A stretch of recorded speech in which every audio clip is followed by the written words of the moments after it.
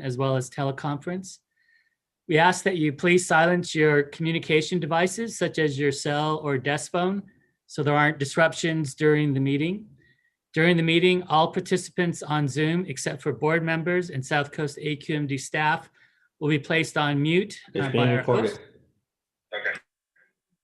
And that means that you will not be able to mute or unmute your lines manually. Importantly, this meeting is also being translated in Spanish. And to ensure you hear this in your preferred language, everyone must go to the bottom of your screen and click on the globe icon labeled Interpretation.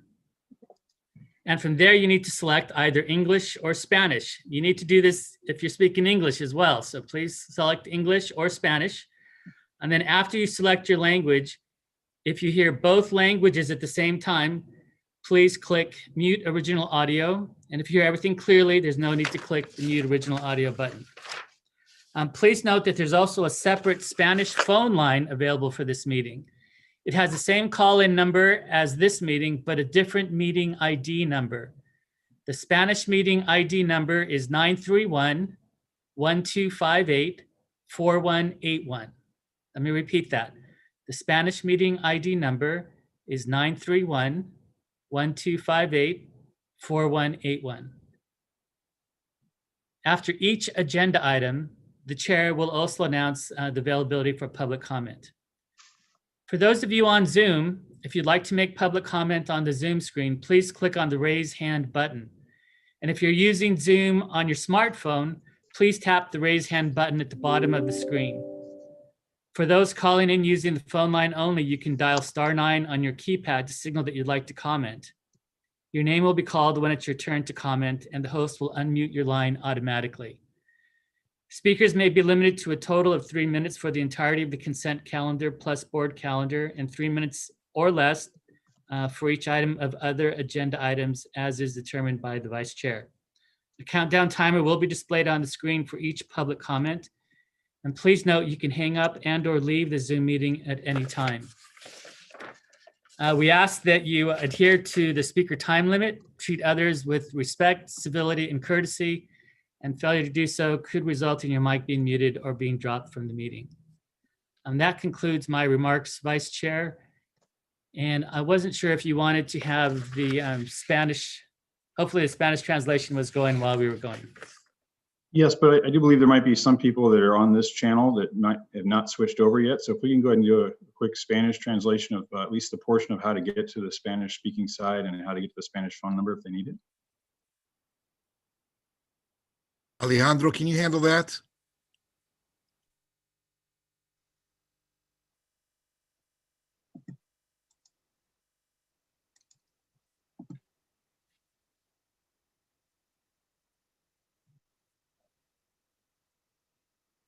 I think Alejandro just recently joined and got set up, so it may take him a second. Let me talk to him on the Spanish line. I just want to make sure that's going out on the non-interpreted line, the open English line that everyone that automatically connects to. So anyone that's come in and doesn't understand English very well will be able to have the opportunity to get to the Spanish channel correctly. We can hear you, Alejandro.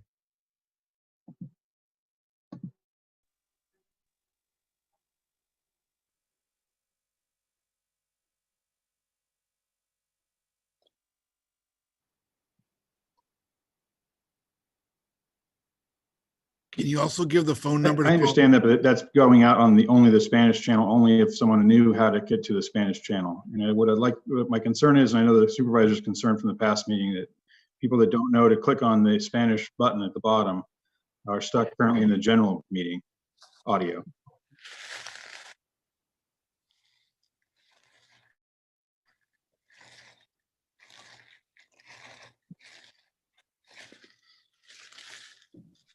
So Alejandro, do you have the language, or would you want me to say it again and you just translate it on the same line?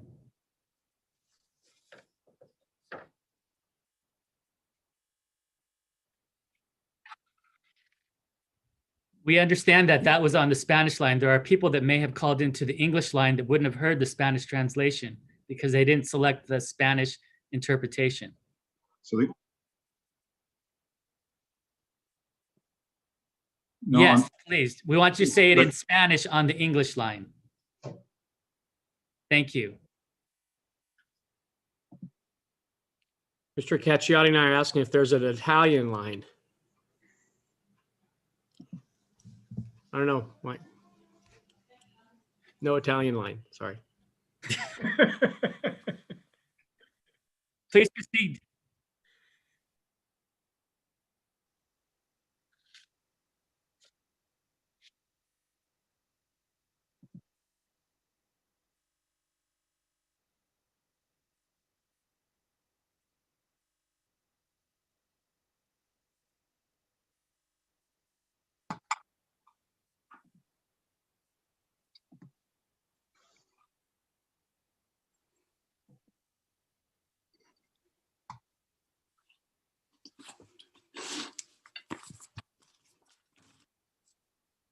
Very good. Thank you very much. Okay, with that, Supervisor Berger, would you like to go ahead and lead us in the flag salute this morning? Supervisor, yes, please. Would everyone please stand and then face the flag, and there's one up here in the corner, and put your hand over your heart. I pledge allegiance to the flag of the United States of America, and to the republic for which it stands, one one nation, nation, under God, indivisible, with liberty liberty, and and justice. justice for all. Thank you. Thank you very much, Supervisor. All right, with that, we'll go into opening comments. First, I'll just make a quick comment. Our chair, Chairman Burke, unfortunately couldn't be with us today, and we all wish him well, but he'll be back hopefully shortly with us. And with that, we'll go into other board members. Other board members have any opening comments? Yeah, Mr. Vice Chair McCallum. Go ahead. Followed by Supervisor Berger. I saw her hand come up. Okay, I understand that the CARB mobile source strategy I asked about at our last meeting has been pushed back to early next year. When you said at our last meeting you would be meeting with CARB on this, how did your meeting go? Well, I think CARB acknowledges that there is some severe challenges before them, and part of those challenges focus on what we've previously identified, which is funding. So we're in discussions about how they intend to satisfy the requirements of the mobile source strategy, and we're looking at what all our options are with regards to that, Mayor.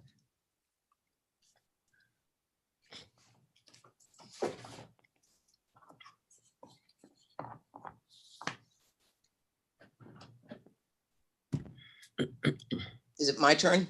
Are you done, Larry?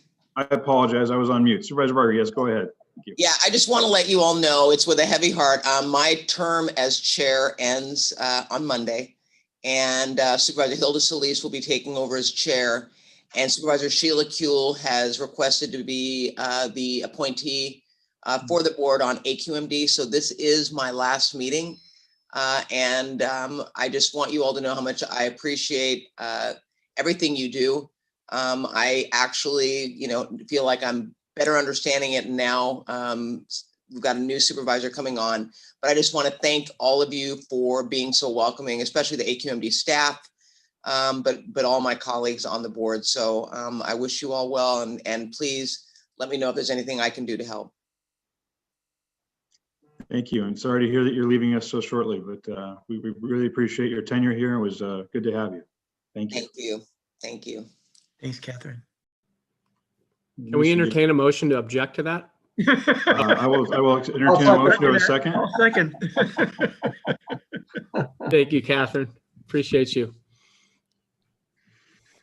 All right. Any other opening comments from other board members? Carlos, go right ahead. Councilmember or Mayor Pro Tem, excuse me. Good morning. Thank you. Again, I just want to echo your sentiments in wishing Dr. Burke well, and thank Supervisor Barger for her service, and look forward to the opportunity to work with her. Appreciate her contributions this past year, and hope everyone's doing well. Thank you. And Mr. Vice Chair, I'd suggest we take a quick roll call once the opening comments are done. Thank you. With that, unless there's anyone else that has any other comments, we'll go and do a roll call. Supervisor Barger, Supervisor Barger, Here. Supervisor Bartlett, Here. Councilmember Buscaino, Here. Councilmember Cacciati, Here. Senator Delgado, Here. Board Member Krakoff, Here. Mayor McCallan, Here. Councilmember Mitchell, Here. Supervisor Perez. Here. Good morning. Good morning. Mayor Pro Tem Rodriguez, Here. Supervisor Rutherford, Here. Vice Chair Benoit, Also here. Chairman Burt. We have a quorum. Very good.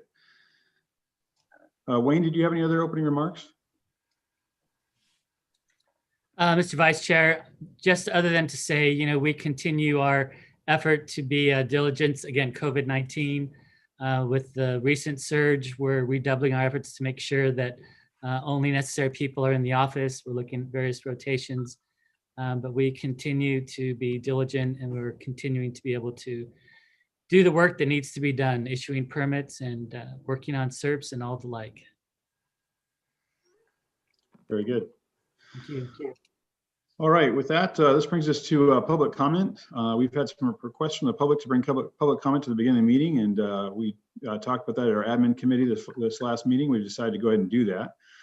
We will ask, though, that make sure that these public comments for items not on the agenda. If you have a comment on something on the agenda, you need to wait until that particular point of the agenda to speak. But if you have a comment that is for something not on the agenda today, we do encourage you to just go ahead and speak up or raise your hand at this point, using the raise hand button at the bottom of the screen, or with the *9 on your phone. So I do see 7 or 8. Today we are expecting a large amount of public comment on item, one of the last times on 617 for the Coachella Valley communities. So at this point, I'll go ahead and limit the public comment to 1.5 minutes, just because I know we have a few board members that will be having to leave at a particular time. So with that, we'll go ahead and go to 1.5 minutes on all the public comments for today. But again, I encourage you, for items that are not on the agenda, this is the time to speak. I do see 8 hands raised, and we'll go ahead and start calling on you. First speaker I have up is Elliot Gonzales. Elliot, go right ahead.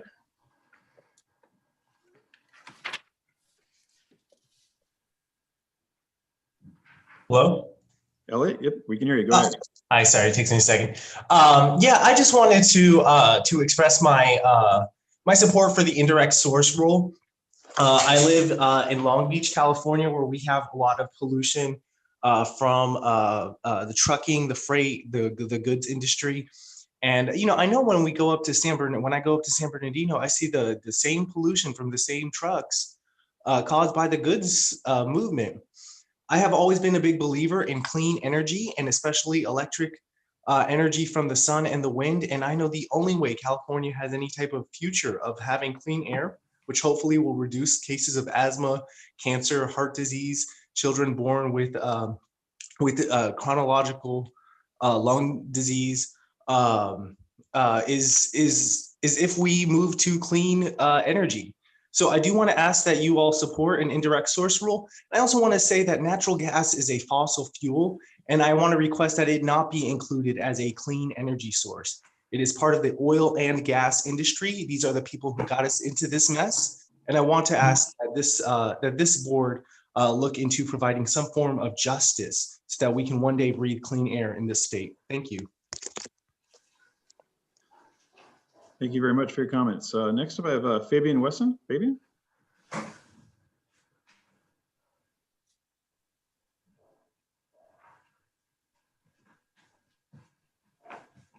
Fabian, you should be able to unmute now.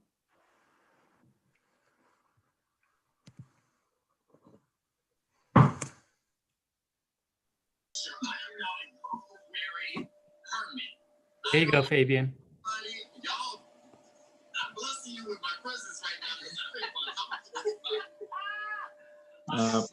You can barely hear whoever this is. Is there like a background TV on? Go ahead. Can you guys hear me? Now we can. Oh my goodness, I didn't mean to have my hand raised. I just wanted to click in.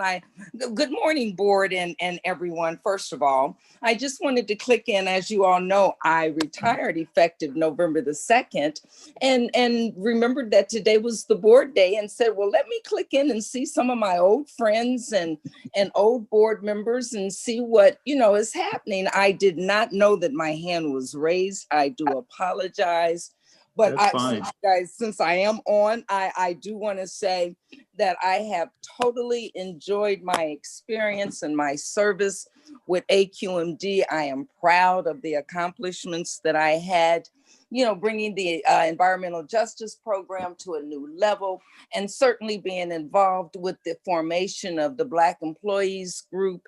And I just, my goodness, it caught me by surprise, Vice Chair. So I don't have a lot to say, but do want to let all know that I will be in contact, will be, is still in touch with AQMD. It was a mission for me to work there, and I thoroughly enjoyed every moment.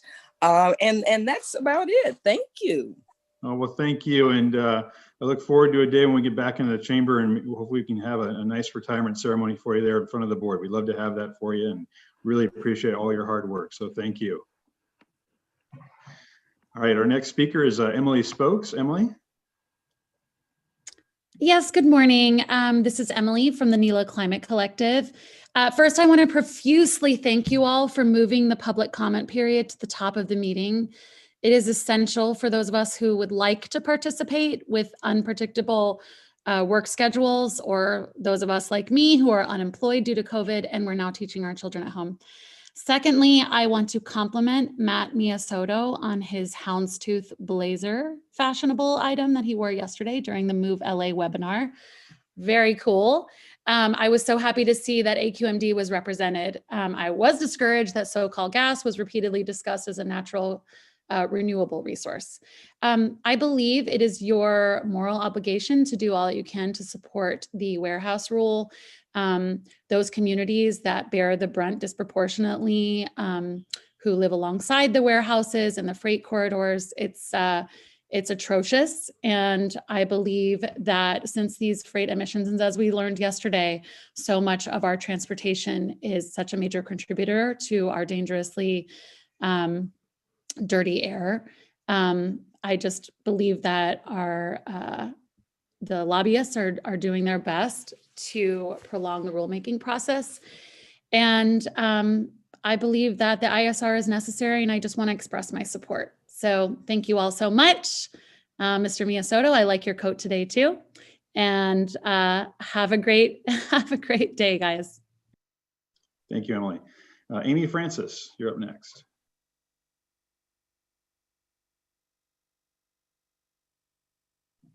Hi, can you all hear me? Yes, go right ahead. Okay, great. So I am here also with the NELA Climate Collective with Emily. I hope everybody had a nice Thanksgiving. I am, for one, very thankful that you moved the general comments up to the beginning of the meeting. That's really helpful for all of us who want to have our voices be heard. And I also have a full-time job that I'm skipping my 9 o'clock meeting just to attend this. So thank you. It made it really easy for me. I am here today once again to request that you address the warehouse indirect source rule. I know we're not talking about it today, which is why we're talking about it public comment in the beginning. We had 150 days this year of bad smog, and it wasn't just due to wildfires. It's due a lot in part to freight and emissions. And we can't fix our air quality issues unless we fix the source of our poor air quality, be they indirect or direct.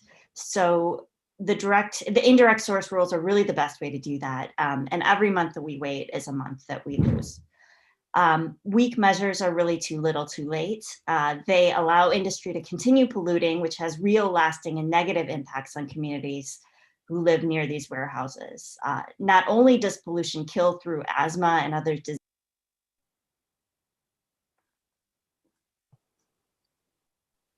Thank you, Amy. Our next speaker, Carolina Ferroni. Carolina? Hi, can you hear me? Yes, go right ahead. Thank you. Thank you. I just want to say thank you to Supervisor Barger for all your work and time. And then also huge thank you to everyone that agreed to move the public comment to the front. This is so super exciting for me. My name's Carolina Forney. I am a mother to 2-year-old twins. So this is a huge help for me.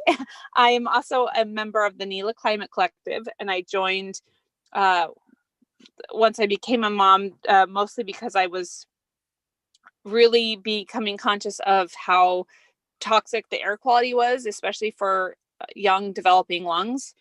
And I have a great concern about just seeing how long these corporations are putting all their efforts and money into prolonging any change that's happening.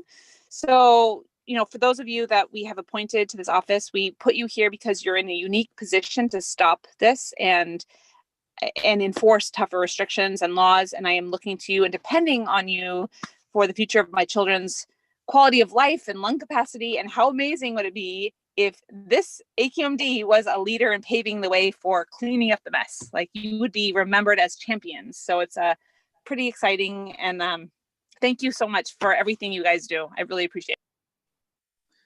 Thank you very much. Jessica Craven.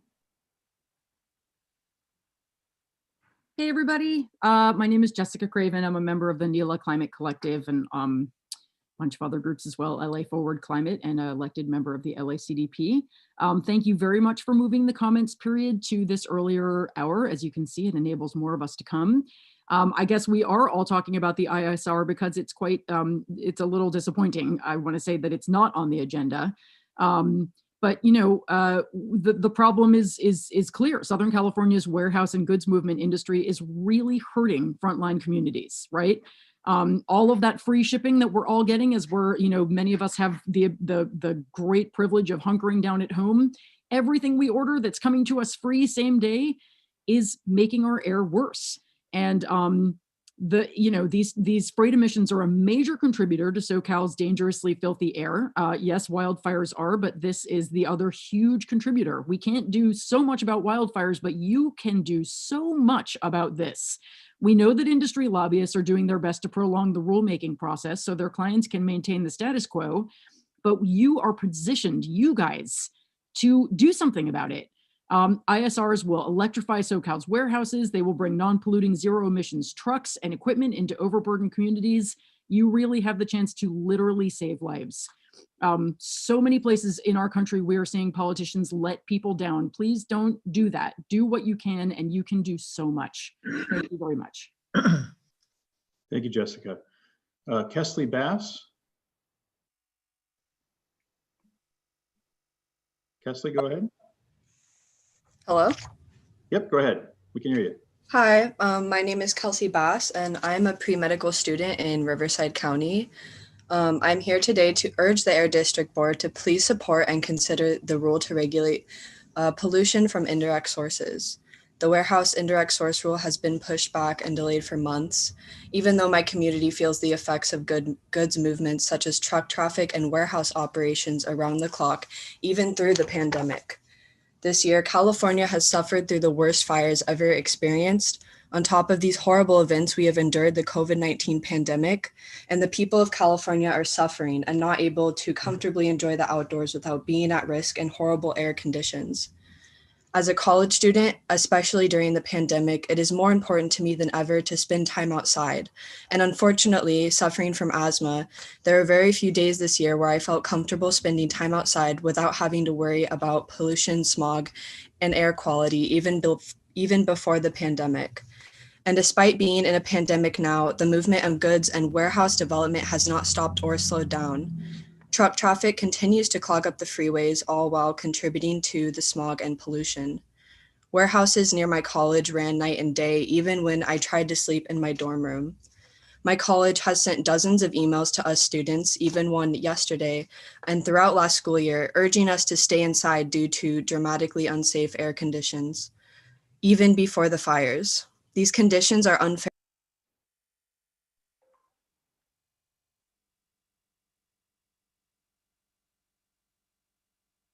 You're on mute, Vice Chair. Sorry. Thank you for your comments. Mallory Worst. Hi, can you hear me?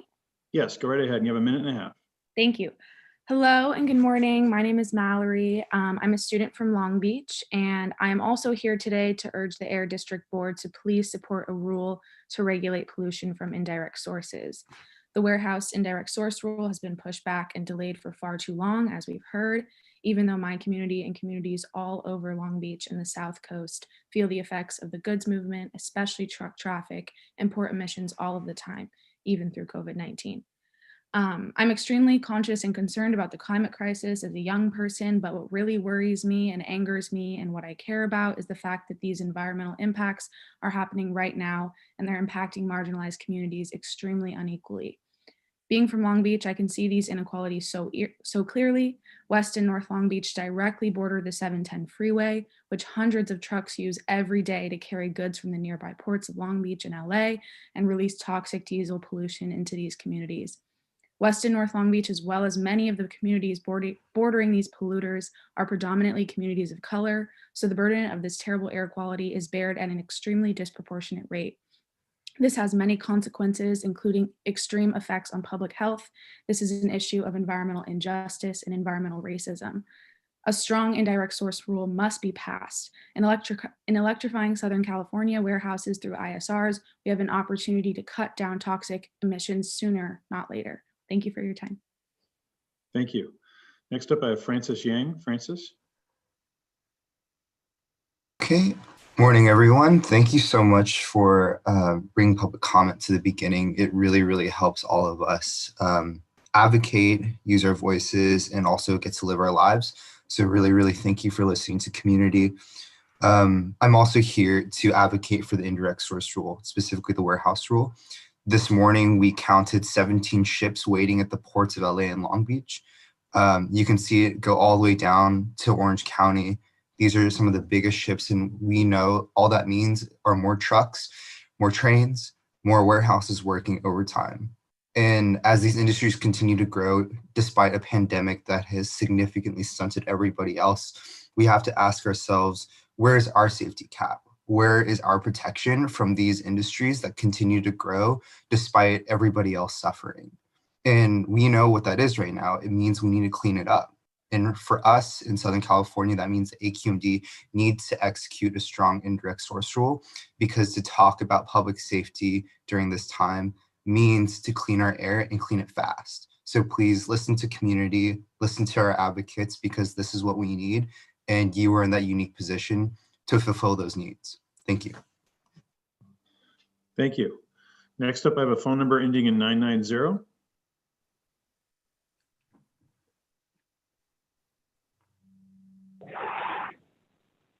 Hello, am I being heard? Yes, you are, Mr. Eder. Hello. Go right ahead. Okay. Hello, my name is Harvey Eder. I'm speaking for myself and for PSDC Public Solar Power Coalition. First of all, 1.5 minutes is very easy to get through. We're going to the front is dubious because you're going to miss people in the middle of the people will come on time. Okay. We're litigating against you folks. Okay.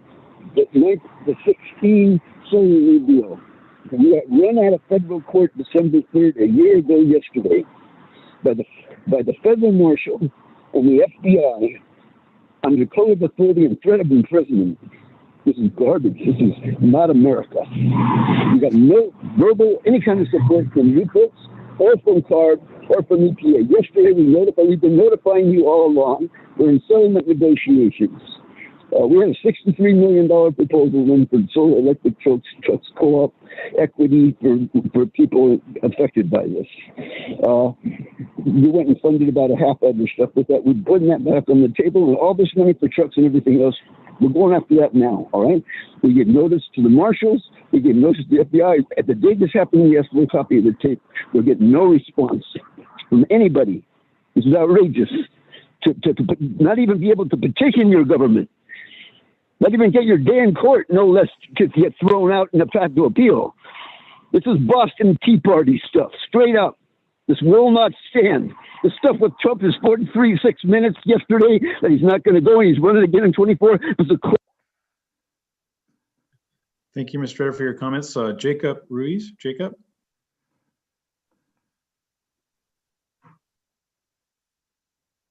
Yeah, hello. Can everyone hear me? Yes, go right ahead. You have a minute and a half. Good morning. My name is Jacob Ruiz, and I'm a member of the Sunrise Los Angeles Hub. I'm here today to urge you all to please support and consider a warehouse indirect source rule so that we can finally regulate and reduce pollution from goods movement and freight. This ruling has already been pushed back and delayed for months, even though the air we breathe today is toxic and harmful. We had over 70 unhealthy air days for smog in the South Coast region just this past summer. The Air District must be proactive in ensuring industry polluters are held accountable for their historical environmental damage to our communities. The South Coast Air Basin is home to some of the worst air pollution in the country, primarily caused by emissions from warehouses and the goods movement industry. The Air District needs strong and enforceable requirements to get industry to curb their dangerous emissions and finally clean up pollution in all communities. Please support and consider the warehouse and direct source rule. We need the AQMD to be leaders on this, and you all should know that there are many people like me who are aware of what the AQMD is doing and has the power to do. We will continue to make our voices heard, and I hope we can soon celebrate a positive step for environmental justice when the AQMD passes the indirect source rule. Thank you. Thank you. Our next speaker is another phone number ending in 555. It's a 909 number ending in 555. Go ahead. This is Ranji George. Can you hear me? Yes, Ranji, go right ahead. All right. Good morning, board members. Thank you for, again, I want to echo all the other public who thanked you for moving the public comment to be ahead of the We're meeting. hearing the Spanish translation. Hold on, Ranji. Our Spanish translator is on the English line. Maybe we can correct that and then go ahead and reset the clock for Ranji. Go ahead again, Ranji.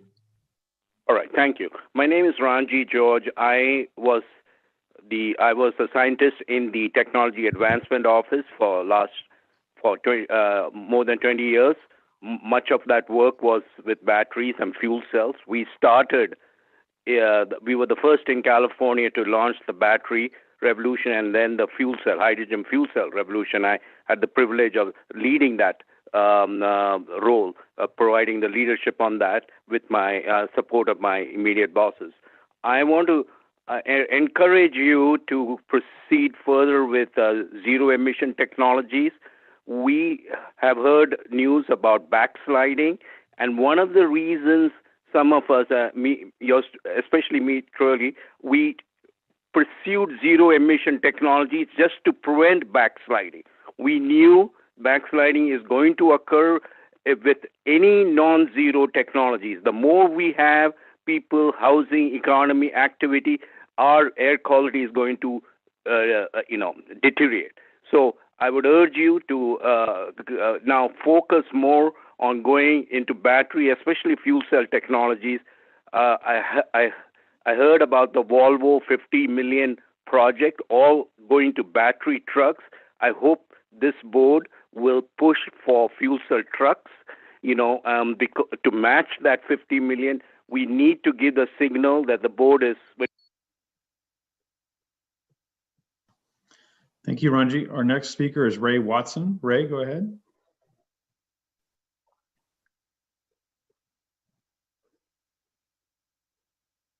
Ray Watson, you should be able to unmute now.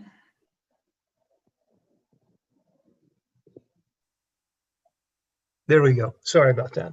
It's okay. Go ahead. Thanks to the board for the opportunity to speak. Would just like to hopefully have a pragmatic reminder for a little bit of perspective here. I've heard a couple of comments about natural gas and the opposition to use of natural gas. I would hope, and I'm confident that this board is of a mind that we've got to be pragmatic in how we pursue this transition. For the foreseeable future, oil that's not produced locally is going to be replaced by higher carbon footprint imported oil from despotic regimes. I just heard a gentleman talk about 17 ships in the harbor. That a lot of that is imported oil. as long as Californians demand between 1 million and 1.5 million barrels a day of hydrocarbon products, which we do, the oil has to come from somewhere. So our state currently produces less than 30% of the oil that we consume every day. So while we all work together to reduce the demand for hydrocarbon energy and develop a workable renewable energy solution, we need to meet as much of California's demand for oil and gas as possible from California production. Doing so reduces the global carbon footprint and safely generates huge economic and hence health benefits for all Californians. Thank you very much. Thank you, Mr. Watson, for your comments. Michael Lewis. Michael.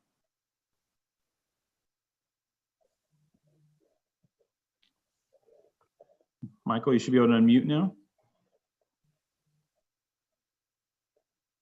Hello. There we go. Hello, my name is Michelle, and I'm a concerned resident of Long Beach and member of the Sunrise Movement. My I am here apologies, today. Michelle. It's okay. I am here today to urge the Air District Board to please support and consider a rule to regulate pollution from indirect sources.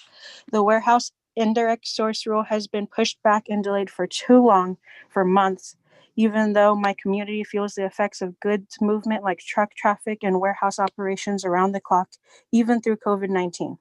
The Air District must be proactive in ensuring industry polluters are held accountable for their historical environmental damage to our communities. This morning, I am here to emphasize the importance of a strong zero emissions indirect source rule and hope your office can do the right thing and pass one sooner rather than later. Thank you for your time. Thank you. Our next speaker, Jesse Parks. Jesse, go ahead.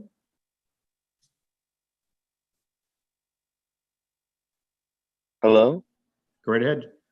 All right. Hi, my name is Jesse Parks. I'm a student in Riverside, and I'm here to urge the Air District Board to please support and consider a rule to regulate pollution from indirect sources.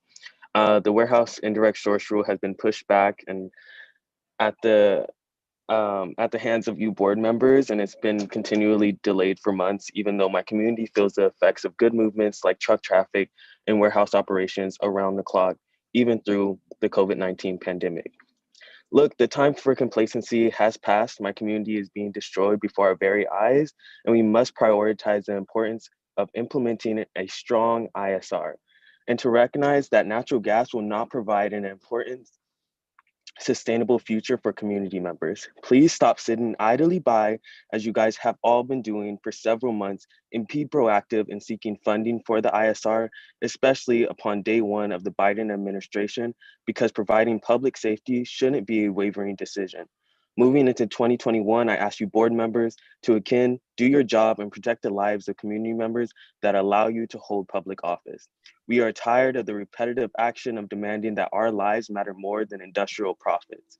Let us breathe clean air. It is our right, and we will continue to show up and continue to fight for clean air and clean carbon emissions. Thank you, and you guys are grimy.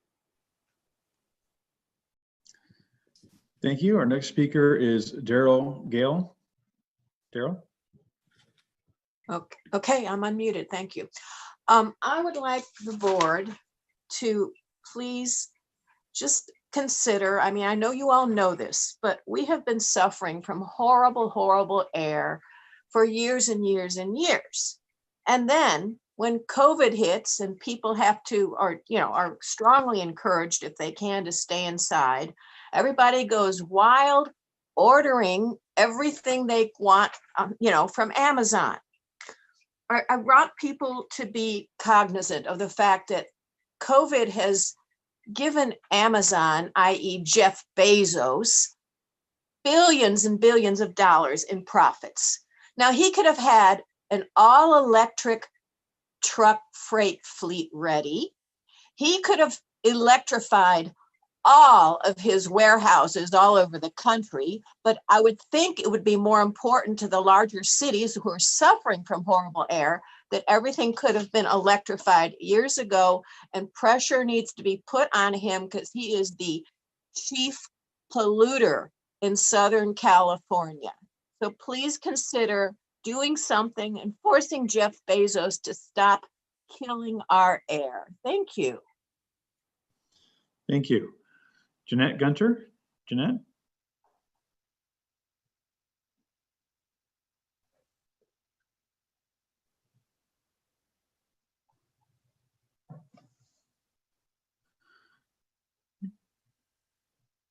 Jeanette, go ahead. We see you're unmuted, but I'm not hearing you.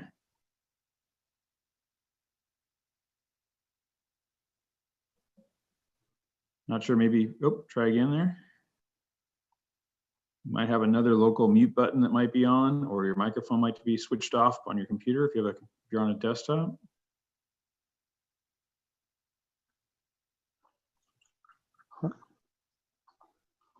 Whoop. There we go. Maybe you're now having now. Try again.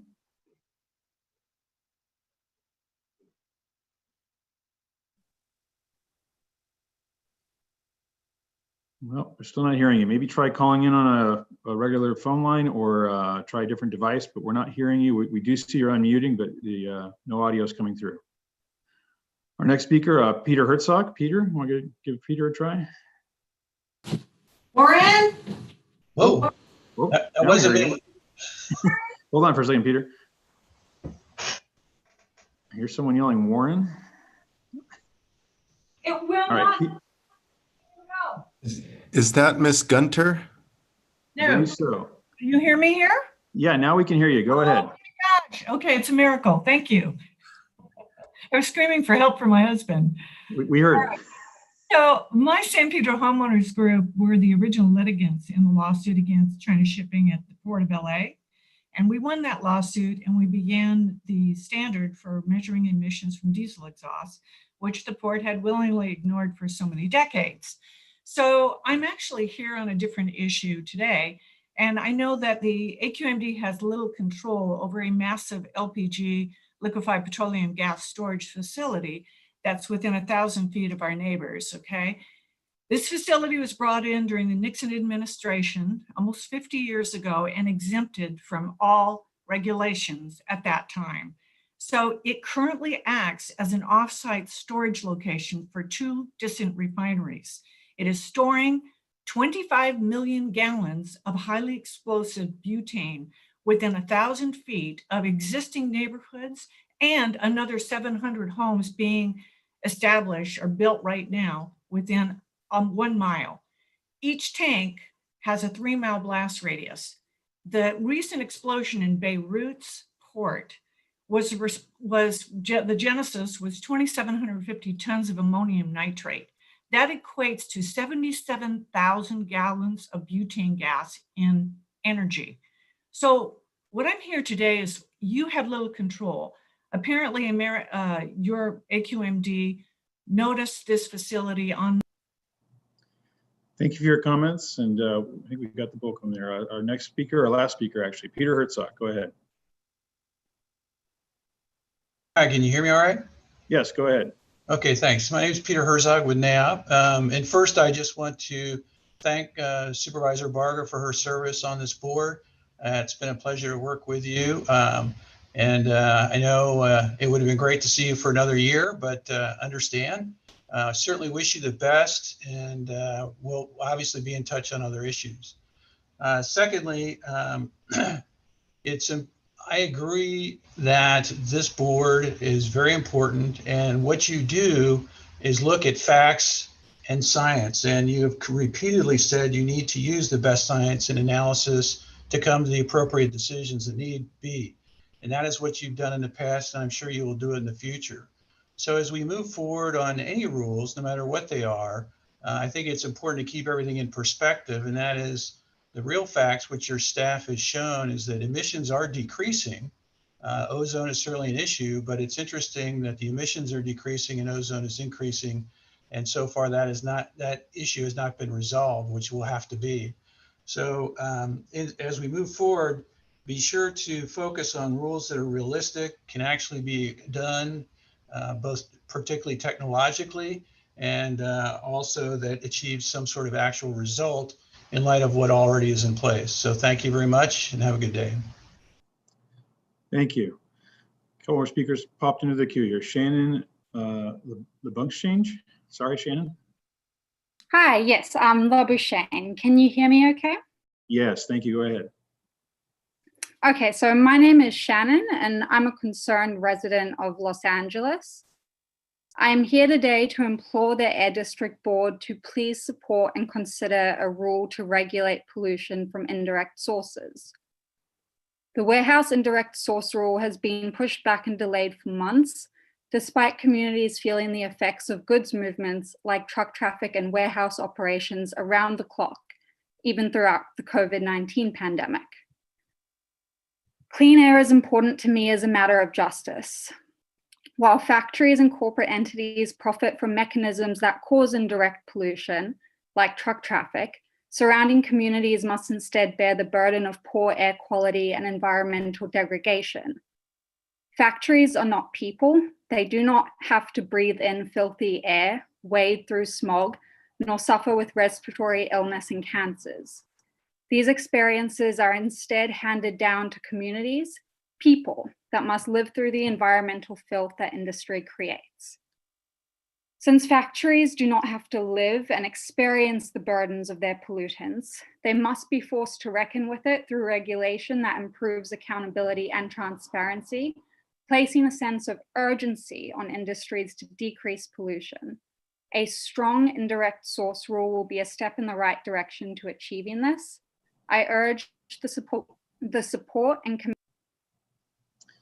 Thank you, Shannon. Our next speaker, our last speaker, Jessica Geiger. Jessica? Hi, can you hear me? Yes, go ahead. Hi, yes, I'm Jessica. I'm a graduate student from Montclair. I'm just gonna make this really quick. I'm here as one of the many voices from the community to advocate for a strong indirect source rule.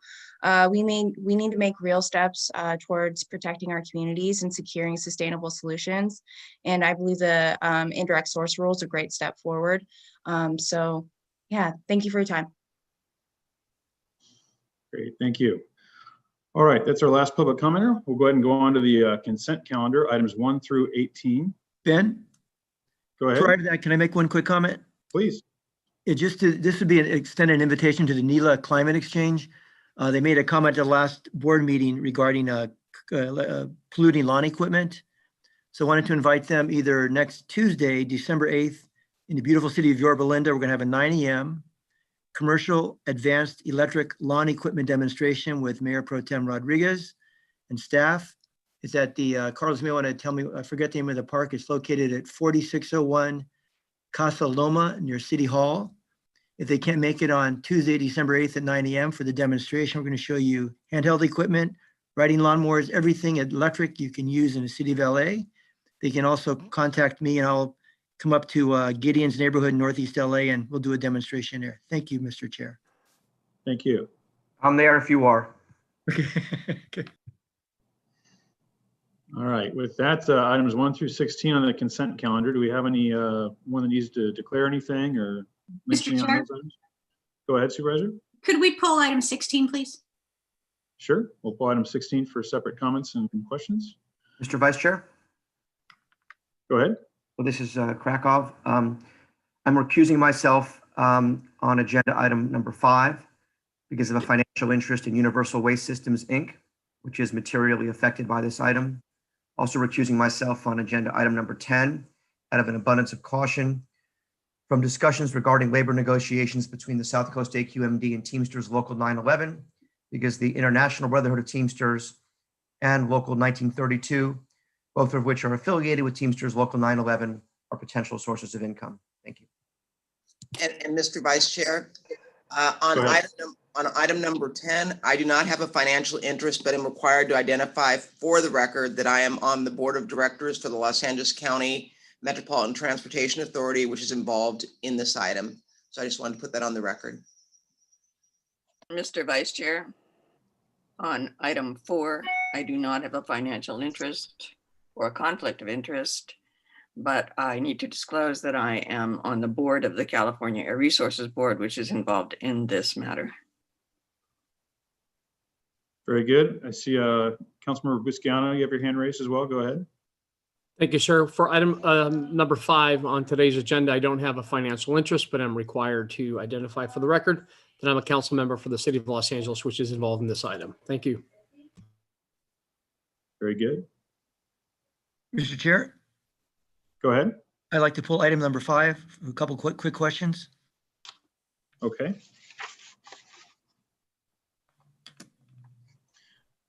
All right, with that, I'll take comments, or we're going to take comments from the public on items 1 through 18, except for item 16 and item 5. We'll go ahead and take those separately. So first up, I have Ranji George. Ranji, go ahead.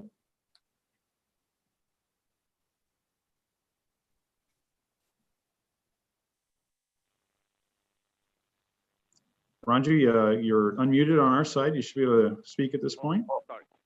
Yeah, sorry. I would like to make a comment on number 5. Is this the appropriate time? No, we'll go ahead and we're going to take that separately. So if that's the one item you're going to speak to, we'll go ahead and wait. Yeah, thank you. Okay.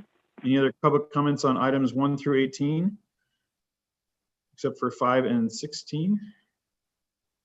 Not seeing any. I'll go ahead and take a motion on items 1 through 18, excluding item number 5 and item number 16. Move approval, Mr. Chair. I'll second. Very good. Motion by Caciotti, second by Supervisor Barker. Would the clerk go ahead and call the roll? Supervisor Barker, Aye. Supervisor Bartlett, Yes. Councilmember Buscaino, Aye. Councilmember Caciotti, Yes. Senator Delgado, Aye.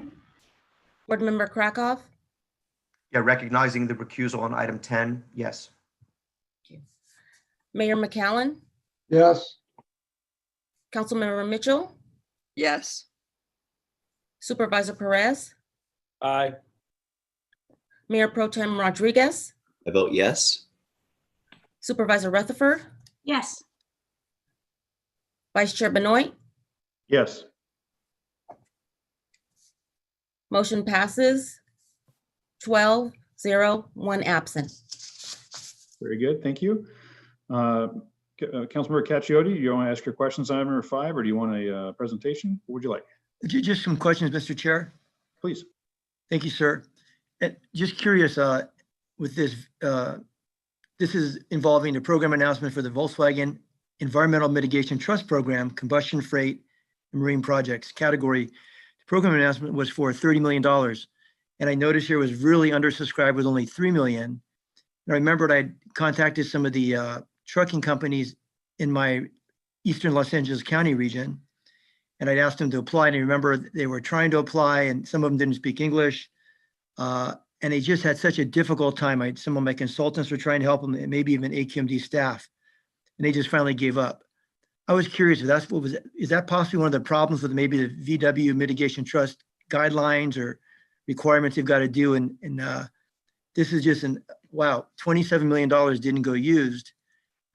Is there any way we can assist this program so a lot of people that wanted to, even in my district, in the city of Industry out there off the 60, I went out to his warehouses and he tried, and he's got trucks and forklifts and everything. And so I just curious with staffers, anything we can do to help or maybe possibly modify the program. So thank you for that question, council members. So there's a couple issues you addressed. First of all, we're sorry to hear that applicants were not successful in applying. And if you can give us their contact information, we'll have staff reach out to them to find out specifically what the problems were. So that is unfortunate. But the bigger issue that you raised is that the solicitation was undersubscribed, and there's several reasons for that, which we have already discussed with the ARB. But first and foremost is that the program, as it was delineated and agreed to by ARB and the mitigation trust settlement, they settled on a incentive amount that was actually lower than other incentive amounts that are offered through Carl Moyer or Prop 1B. So in effect, what some applicants, a lot of savvy applicants were doing was waiting for the better incentive program to be opened up. So for example, we now have Prop 1B that is open, which offers a greater incentive than the VW Mitigation Trust. Other applicants were also waiting for HVIP to open back up. It's oversubscribed, and that doesn't require crushing of an older vehicle. So again, there were several programs that were in the recent past, or going to be opened up.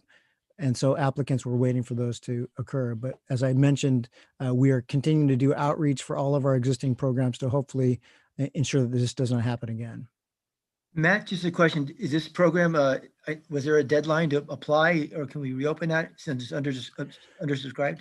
It is under consideration with the California Air Resources Board, but as I'd mentioned, there are now Prop 1B is currently open, and that's a significant program that offers a greater incentive amount. So we will try to steer people into that. And then when this combustion category reopens, we will again push folks to that, all the open incentives that will push people toward. Thank you. Like your code. Thanks a lot. Happy holidays. Thank you. Very good. Any other board member comments or questions? If not, I do have some public comment. All right, first up, Ranji George. Ranji, go ahead. Can you hear me, please? Yes, go ahead. The name is Ranji George. Was a scientist at the AQMD. I just want to draw attention on the Volkswagen Settlement Trust, settlement funds. Traditionally, I think California is going to get roughly $1 billion, if I'm not mistaken. And I would urge the board members individually and collectively to demand auditing from ARB where these funds go vis-a-vis battery vehicles and fuel cells. The main concern I have is that bulk of these funding has been gone to battery electric vehicles, especially in the light duty sector. So this has put the fuel cell technology at a great disadvantage, and they are struggling to compete with the batteries. A recent report said that there are only 10,000 fuel cell vehicles where there are probably more than 300,000 battery vehicles. This is unfortunate because this agency, when we started, we were first to start, we were 50-50%. We treated batteries and fuel cells equally. So I urge this board to please make your voices heard to make sure fuel cell technology is not thrown under the bus, if I may. And just to conclude, other countries are making a big foray into hydrogen. Japan has. Thank you, Ranji. Our next speaker, Harvey Etter.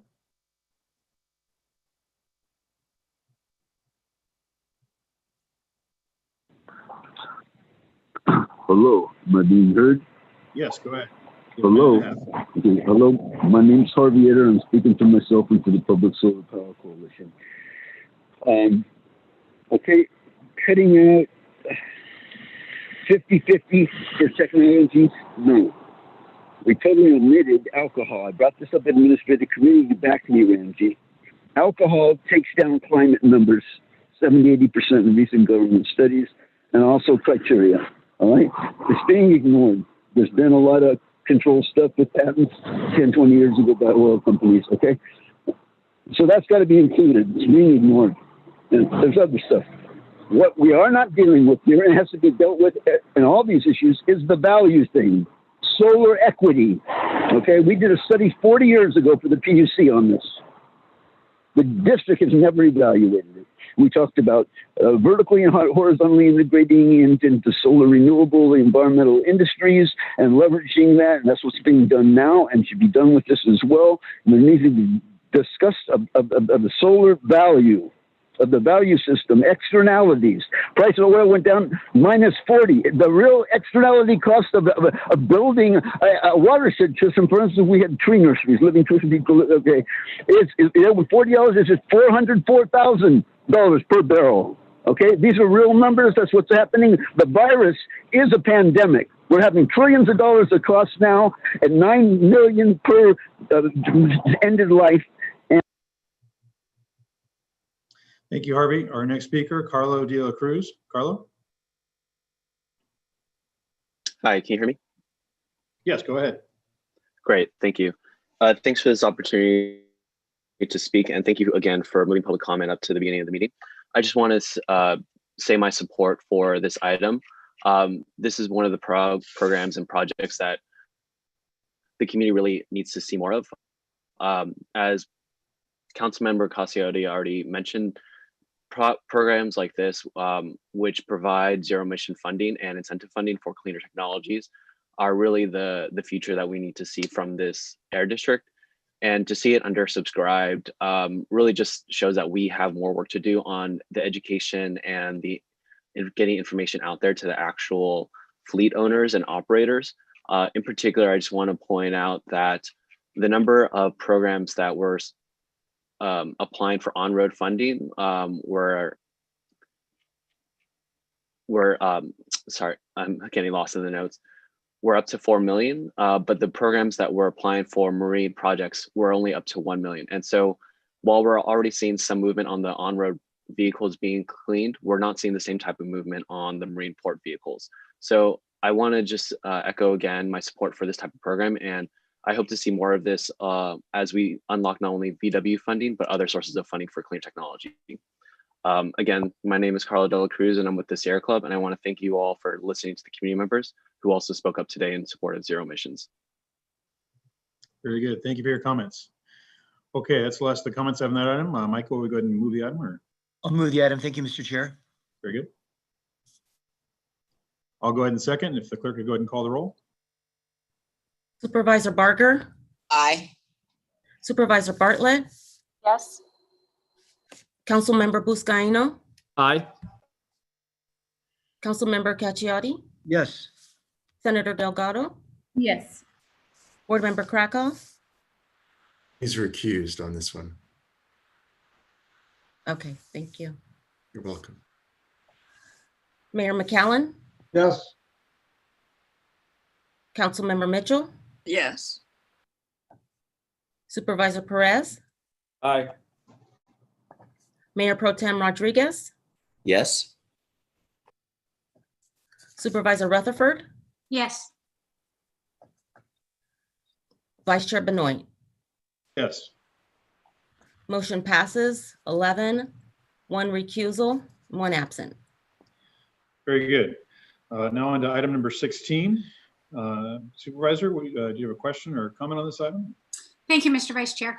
I wanted to see if there would be interest and support for moving 1109.1 from March, pushing it back till September.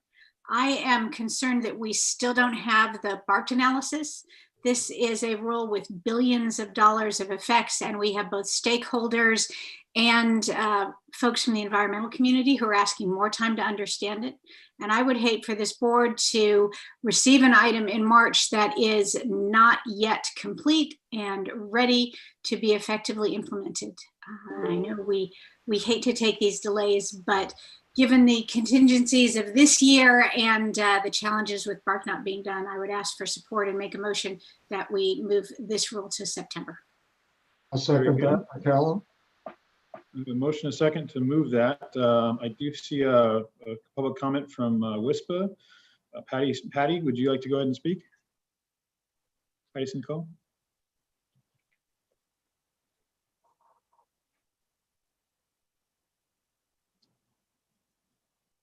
Patty, you should be able to unmute now. I see the mute button by you, so you should be able to unmute on your side. Okay, unmuted. Thank you. Patty Senecal, Director, Southern California Region for WISPA. Quick thank you to Supervisor Barger for your service and leadership. WISPA is here to request moving PR 1109.1 further out to September. We do not believe this rule is ready to proceed with a 75-day package. WISPA is requesting a delay for this rule because we need adequate time for staff to complete the required technical and economic work for this rule and for all stakeholders to have a reasonable opportunity to respond. This is the most complex and expensive rule ever considered by the governing board. An initial confidential projected cost study conducted by Ramble for WISPA has estimated the current staff proposal could cost between $5 to $6 billion for WISPA member facilities. Despite over 2.5 years of working group meeting, district staff needs more time to complete technical and economic work. District staff has not provided stakeholders a preliminary draft staff report. They need to complete a socioeconomic analysis. The district hired 2 third-party experts almost 2 years ago to advise staff on the technical and compliance cost associated with this rule. The first time stakeholders will hear the consultant's findings is December 10th. Stakeholders have not been provided sufficient time to review or comment on draft language from November 20. at the November 4th working group meeting, every stakeholder who provided comments directly advised staff that this rule was not. Thank you, Patty. Your timer expired. Staff, Wayne, would you like to comment or? Sure. Thank you, Vice Chair. I'll start out with, of course, we as staff, we're not going to bring something that isn't ready to the board. And as we've discussed many times, we're going to continue to work through this. The 75-day period is a notification, right? It allows us to get the rule out, allows us to get language out. It provides notification, provides the opportunity for further comment. I have heard that there is a desire to have more time to look at this. It's something that I've been considering. But as far as the day to push back from March to September, I would say this. What is on the rulemaking calendar isn't hard and fast in terms of whether or not it'll be heard in March. We've seen that sometimes it'll go, 1, 2, 3, or 4 months. So depending on what the feedback is from the stakeholders and the feedback that we get from committee. So we're committed to working with all of the stakeholders. We're committed to do it in a timely manner, and we will bring it to the board when it's ready and not before. And just because on the rulemaking calendar it says March, people should be assured that we're not going to bring it in March if it's not ready.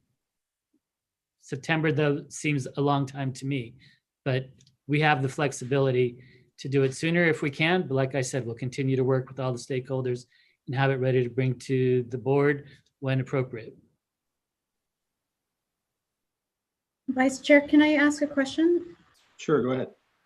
I did notice that the indirect source rule is on the same month, and that's a big one. We heard it today in public comment. So I'm not as aware of what is going on with 1109.1, but I certainly want to focus on the warehouse indirect source rule. So whatever can facilitate that one staying on schedule would be great. So Wayne, would this help if we did move this back to help you focus on the indirect source rule, which we heard a lot of public comment on today? Well, I know we're going to have challenges with the indirect source rule. As we heard it said, we have to make sure that we have a lot of the considerations taken into place. And we know that this has been a fairly complex rule in terms of development. We will be hard pressed, Vice Chair, for the ISR in March, working it through. That's where I go back to, we're constantly looking at the schedule and we won't bring anything to the board before it's ready. We want to bring the ISR quickly. In this particular case, I'm not sure that we actually have the time, given the notification, the SQL requirements that we have. It'll be very tough. And as I said, 1109.1, I'm already considering pushing that back. To what extent, I don't know. But we certainly hear the emphasis on both ISR, the warehouse ISR, as well as 1109.1. Does it make sense to table this decision to next month to give staff a little bit more time to tweak the calendar, given the COVID impacts? Sure. The reason I was hesitant, Senator, is that there is no requirement that it comes before the board in March. And right, so if the board wants to set it, that's up to the board. My only concern would be the public's expectation. If they see this calendar, there's this perception that we're slowing things down. And I know that's not what's happening, but I just wouldn't want to put some false hope out there for these things coming sooner than they're able to. That's all. Yeah, and by keeping it on the calendar, you're right, it keeps the pressure on all of us. Mr. Vice Chair. Mitchell? Just a second, getting up. Councilmember Mitchell raised her hand. Go ahead. Are you recognizing me? Yep, go ahead. I just want to say that the calendar is not set in stone. It's always been a flexible, living document.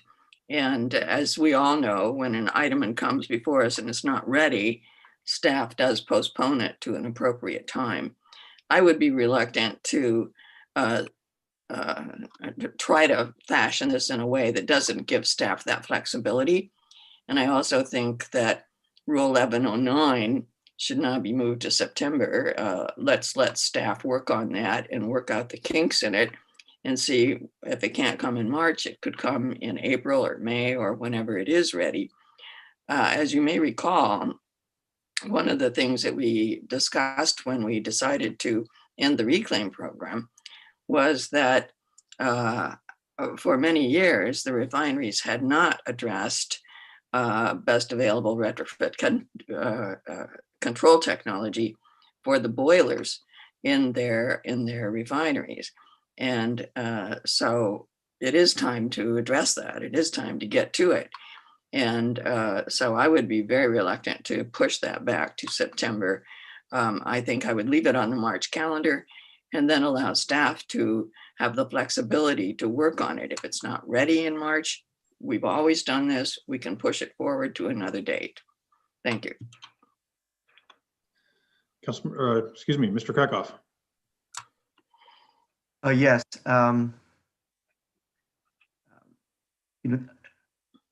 When Supervisor Rutherford, speaks, it's always well-informed and a lot of deliberation behind it. So it always causes me to listen. And when I saw 1109.1 on March, it seemed to be quite unlikely as well. That being said, if you look at our rule forecast calendar at the end of 2019, it had 1109 coming up in September. So it's already a 6-month delay. Plus, as as Council Member Mitchell just indicated, we are in non-attainment. This is a very important rule, but very complicated. I've also had the opportunity to hear from some of the folks at WISPA and in the regulated community about the complications of this rule. And I've had the opportunity to sit in several of the workshops. So I don't want to split hairs. I think Supervisor Rutherford is right that March is probably unlikely for this rule. On the other hand, Mr. Vice Chair, you are the chair of the Stationary Source Committee. This, the issue, I know this would maybe go to Refinery Committee as well, but I think it comes to us too. It hasn't. Maybe what we could do, acknowledging Supervisor Rutherford's wisdom on this is, and what Member Delgado just said, maybe have a discussion about this at one of the committees next month, figure out what a realistic timeline is, and maybe work with staff to update the regulatory calendar to put a more realistic timeline in. That would be a possible suggestion. I wasn't fully prepared to have this discussion today, and that's part of it as well. I wasn't aware this was coming up today. Mr. Vice Chair, if I could just speak to my motion again, I understand the desire to get this conversation on the table. All of us recognize the importance and the desire to get to attainment, but we don't have BART analysis complete yet. And yet the 75-day package would be due in what, about 2 weeks, less than 2 weeks? That seems to be an incredibly difficult lift, and we need to give both our staff and the community and industry more time than that. If, Wayne, you're saying September is too far, would you be comfortable if we set it for June? Supervisor, at this point, I'm really not ready. I haven't been fully briefed. I know that I have heard that WISPA and some of the other refineries want to talk to me. I haven't spoken to them as of yet. I think that once I've had an opportunity to hear from them, I would certainly be willing. But again, the 75-day notice, it's not a commitment. And I think at least in what you've seen from me and from what we've seen from the time that I've been here, I'm not going to bring it if it's not ready. So you have my commitment on that, but keeping it on the calendar now, the way that it is, it keeps the pressure on us. I appreciate the concern you have for staff because you do know how hard staff is working on a whole host of issues. And as I said, I mean, obviously I defer to the board on these matters, but perhaps giving me the extra time to come back to report to you next month, I'd be better informed to know what really is better at that point. And isn't there a rule that we have to have the calendar set before the end of this year for next year though? So can we leave it hanging till next month? So the rule basically requires us to identify what we're going to be working on next year. So this is fine as far as us working on it next year. The important thing is to identify things that have perhaps not been identified, which we wouldn't be able to do. So in this case, whether we hear it in March or whether we hear it in September, with the rulemaking calendar the way it is, we're okay. Well, except if we leave this motion with it on March, then the 75-day packet is due fairly quickly here. Well, the 75-day packet is up to my discretion at this point. And my intention is to move forward because it doesn't commit us to having a hearing date on a certain period. We still have the flexibility after that. And the 75-day period provides us the opportunity to get draft language out, to do all of those things so that we can get those comments going sooner, have that discussion sooner rather than later. Well, thank you, Wayne. I appreciate your comment and your commitment and staff's work on this. But Mr. Vice Chair, I'll just call the question then on my motion to move it to September. Mr. Chair? Go ahead, Michael. In an effort of collaboration, I respect the supervisor. I can't support 6 months, but I could support a few months. I don't want to vote against your motion. I know there's some legitimate concerns. I've heard Mr. Krakow, Ms. Mitchell, Wayne. I'd be willing to be flexible, but I can't go to 6 months. So if you're willing to compromise at 2, I can do that. I could amend my motion to June if there seems to be support for that. I would be happy to do that if my seconder would agree to June. Can agree to that. Mr. Chair, that'll be my motion then. All right, so I have a motion to go ahead and move it to June. And getting your hand is raised. Is that from the last time you spoke? Okay, we're going to call a question with moving it to June. Roll call, please. Supervisor Barger? Aye. Supervisor Bartlett? Yes. Councilmember Buscaino? Aye. Councilmember Cacciati? Yes. Senator Delgado? Senator Delgado? That was a yes, sorry. Thank you. Board Member Krakow? Yes. Mayor McCallum? Yes. Councilmember Mitchell? No. Supervisor Perez? Aye. Mayor Pro Tem Rodriguez? I vote yes. Supervisor Rutherford? Yes. And Vice Chair Benoit? Yes. Motion passes 11-1 and 1 absent. Very good. That concludes our consent calendar items. We'll now move into the board calendar, items 20 through 26. Anyone have any questions or comments on items 20 through 26? Any public comment on questions or on items 20 through 26? Not seeing any public hands raised or, oh, I do have a member of the public that's raised their hand now. Harvey Etter on items 20 through 26. I believe Mr. Etter already spoke for his minute and a half, which I think would apply for the consent and the board calendar, according to the rules. It would. All right. Well, any other public members that haven't already spoke to the board calendar or general public comments for items on the consent calendar? I'm not seeing anybody. I'll take a motion on items 20 through 26. I'll move. Second. Bartlett? By Supervisor Barger, seconded by Councilmember. No, And having troubles hearing whoever just spoke. Supervisor Bartlett, I made the second on the motion. Great. Thank you, Supervisor. All right. With that, we'll go ahead and call the roll. Supervisor Barger? Aye. Supervisor Bartlett? Yes. Councilmember Buscaino? Aye. Councilmember Cacciati? Yes. Senator Delgado? Yes. Board Member Krakow? Yes. Mayor McCallum? Yes. Councilmember Mitchell? Yes. Supervisor Perez? Aye. Mayor Pro Tem Rodriguez? I vote yes. Supervisor Rutherford? Yes. And Vice Chair Benoit? Yes. All right. That brings us to item number 27, the budget and economic outlook update. Thank you. Good morning, Vice Chair Benoit and board members. This is Jill Wynot. I have a question because I know we have a really long hearing today. Would you like me to just hit some highlights and give a more? Yes, that'd be great. Next Friday? Okay, great. So I just would like to say in summary, we're trending very similarly for most of the economic indicators, both for the state and also for South Coast AQMD metrics. A couple things to point out of interest this month. We are still seeing refinery throughput down about 20% year to date. However, the ports are continuing to just have a burgeoning, very, very busy section or season. They're actually down compared to year to date 1.4% and had another record month. Another notable item that I guess we can go to the slide on permits. If you can just keep going down there. The permits, revenue and expenditures are tracking very well. Keep going, please.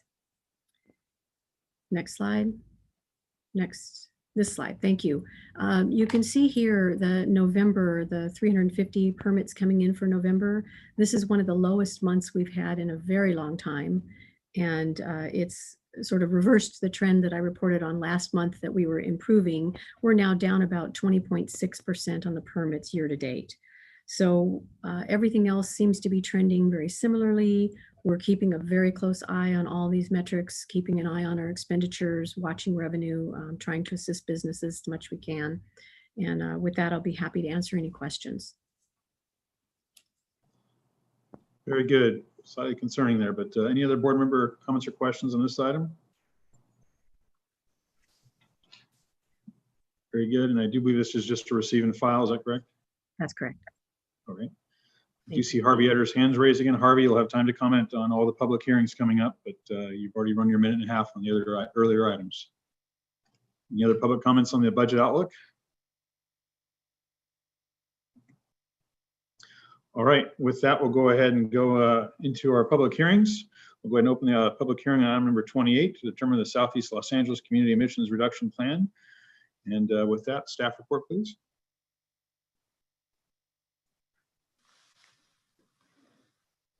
Good morning, Mr. Vice Chair and members of the board.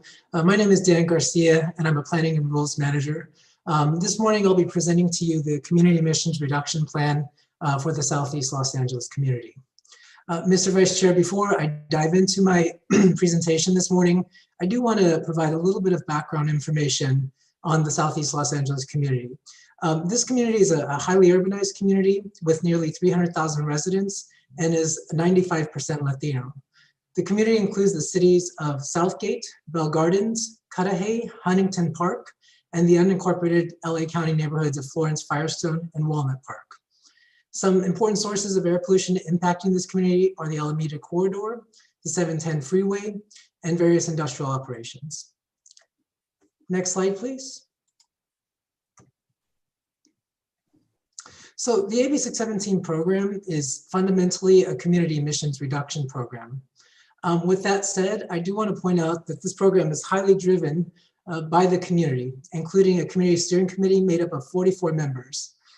These are primarily active residents, community organizations, businesses, agencies, schools, and elected officials. So to facilitate community engagement in developing the community emission reduction plan, staff has held 9 community steering committee meetings, 2 technical advisory group meetings, and over 40 one-on-one meetings. Next slide, please. So through these efforts, the Community Steering Committee has identified 9 different emissions and exposure reduction goals and 46 actions to achieve these goals. Each action is based on a strategy such as an enforcement or rule development strategy and is really aimed at emissions and exposure reductions. Next slide, please. So the air quality priorities for this community include truck traffic and freeways, rendering facilities, green spaces, metal processing facilities, rail yards, and general industrial facilities. Given that there are about 50 actions in the plan, I'm only going to highlight a few of these today. Before I get into those highlights, I do want to point out that especially in light of these times, this community has expressed a strong interest in protecting its small businesses. So with that said, for truck traffic and freeways, the community emission reduction plan includes a commitment to providing outreach to small businesses and local fleets for incentive funds prioritizing zero emission trucks where commercially available. For rendering facilities, this community understands that this board recently adopted a Rule 415 to address rendering facilities. However, the community does want us to identify remaining odor concerns after the implementation of Rule 415 and evaluate the need for additional requirements. Also, in terms of green spaces, this has been a long-standing concern for the for the Southeast Los Angeles community. And they've asked us to work with the CSC and state and local agencies to identify and prioritize locations for installing vegetative buffers near freeways. Next slide, please. Exposure to metal processing emissions have been an additional concern from this community. And they've asked us to initiate rule development for metal recycling facilities. So this action is also included in the SERP. For rail yards and locomotives, the community is interested in pursuing the replacement of older diesel-fueled equipment at rail yards with lowest emission technology available. And for general industrial facilities, there's a commitment in the SERP to work with the Community Steering Committee to identify and prioritize specific industrial facilities of concern. Next slide, please. So as I mentioned early on in my presentation, the focus of the AB 617 program is really about emission reductions. So with that said, the Southeast Los Angeles Community Emission Reduction SERP combined with statewide regulatory commitments from CARB is expected to result in 32% reduction of NOx by 2025 and a 41% reduction of NOx by 2030. Additionally, the plan is expected to result in 58% reduction of diesel PM by 2025 and a 74% reduction by 2030. Next slide, please. So staff is aware of two key concerns from some CSC members about the community emission reduction plan. The first concern is really an interest in setting emission reduction targets for metals. And the second is an interest in new land use requirements. For example, buffers around industrial facilities and green spaces. With respect to the first concern, as you're aware, it is challenging to estimate emission reductions from metal toxic air contaminants, since baseline emissions for point sources are generally not available for these facilities, and staff is not aware of a mechanism to specifically measure fugitive emissions from these facilities. However, I do want to point out that the plan acknowledges the community's goal to eliminate exposure to metal toxic air contaminants and commits to this goal to the extent that it's achievable. With regard to the interest in new land use requirements, as you know, we do not have land use authority at South Coast AQMD. However, the SERP does include 12 commitments in the plan to work with land use agencies to address these concerns. And in fact, we have already begun some of this work through the LA County Green Zone program. Next slide, please. So before I move to staff's recommendations, I want to point out that if the board moves to adopt the Southeast Los Angeles Community Emission Reduction Plan today, there are a few key preceding steps, including one, submittal of the plan to CARB for approval in early 2021, followed by an annual progress report to the board in the fall of 2021. So with that, staff's recommendation today is to determine that the Community Emission Reduction Plan for Southeast Los Angeles is exempt from CEQA, and to adopt the Community Emission Reduction Plan for the Southeast Los Angeles community. Thank you very much, Mr. Chair. Very good. Do you have any board member comments before we take public comment on this item? Councilmember Buscaglia, go ahead. Yeah, thank you, Mr. Vice Chair and members. Just thanks again for supporting me on the last AB 617 designation for South Los Angeles, and many of the same concerns and issues that I expressed then have impacted and have affected the South LA area. I also want to make it clear that I do support not only this designation, but the next item of the Eastern Coachella Valley I also want to remind our partners that we still have a lot of work ahead of us. We are going to need to work hand in hand with the state to secure additional funding. I'm happy to know that our colleagues, a few of our colleagues here, have some strong ties to the state legislature, and just count me in and banging the doors and picking up the phones. Otherwise, we do want to meet expectations, and we just won't be able to do this alone. So I'm happy to support this along with item number 29 for the Eastern Coachella Valley designation as well. Thank you. Very good. Thank you. All right, I'll go ahead and take public comment this time unless there's any other board comments. Our first public commenter, Harvey Eder. Harvey, on item number 28, go ahead.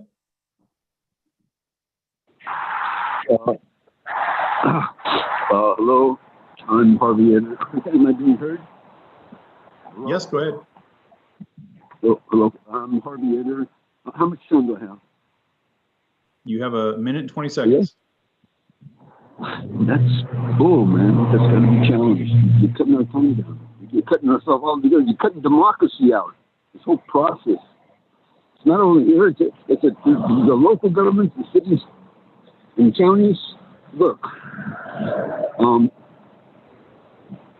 all of this stuff has to be done, and with these trucks and everything that's going up now, the new money that's coming down from the government, it's all got to be integrated. What's going bankrupt, what's not, what's the advantages of write-off and tax stuff versus just paying this money out? What are the Europeans doing? Can we start up businesses, partnerships, co-ops? And that's what we're doing. That's what we're working on. And y'all's got to integrate this. We talked about equity at the 617 meeting a couple weeks ago. I tried to get a hold of Alicia Rivera. Nobody would give me her damn number. You know, this has got to be put into it right now. And the plan, and all these plans are subsidiary to the 16 Solar New Deal and the 100 exhibits, which you all never analyzed. Have a Supreme Court case from the state in 12, unanimous. It's technology enforcing, and the head of the board agrees that you're breaking the law. We're litigating. We got run out of court by the secret police, or killing people on the opposition with the marshals and Trout. Thank you, Mr. Ever. Our next speaker is Chris Chavez. Chris, go ahead. Yes, thank you, Mr. Vice Chair and board members. My name is Chris Chavez. I'm the Deputy Policy Director for Coalition for Clean Air. First, I want to recognize the tremendous amount of work that went into this process, despite the extraordinary difficulty faced by AQMD staff and the Community Steering Committee. Certainly, the items or concerns selected by the Community Steering Committee are definitely the most pressing air quality, or among the most pressing air quality concerns in Southeast LA. I also want to express our appreciation for the district in incorporating some of our comments in the SERP. Just a couple of thoughts. First, the Southeast LA SERP emphasizes the need for the board to pass a strong warehouse and rail yard indirect source rule, given the role of diesel particulate matter in the region. The actions of the SERP must result in real outcomes through quantifiable emission reductions, improvement in quality of life, and addressing community health or other local needs. AQMD must follow through on its commitments to identify concerns like general industrial facilities and expediently develop actions relating to those concerns. Again, want to express our concern about the heavy role of incentives on this and make sure that AQMD is also including regulation and enforcement as a key strategy, and really again emphasize the need for the district and all governments to remain consistent with this plan. I think the delay of Rule 1109.1 Thank you, Mr. Chavez. Our next speaker, Liz Ruiz. Liz?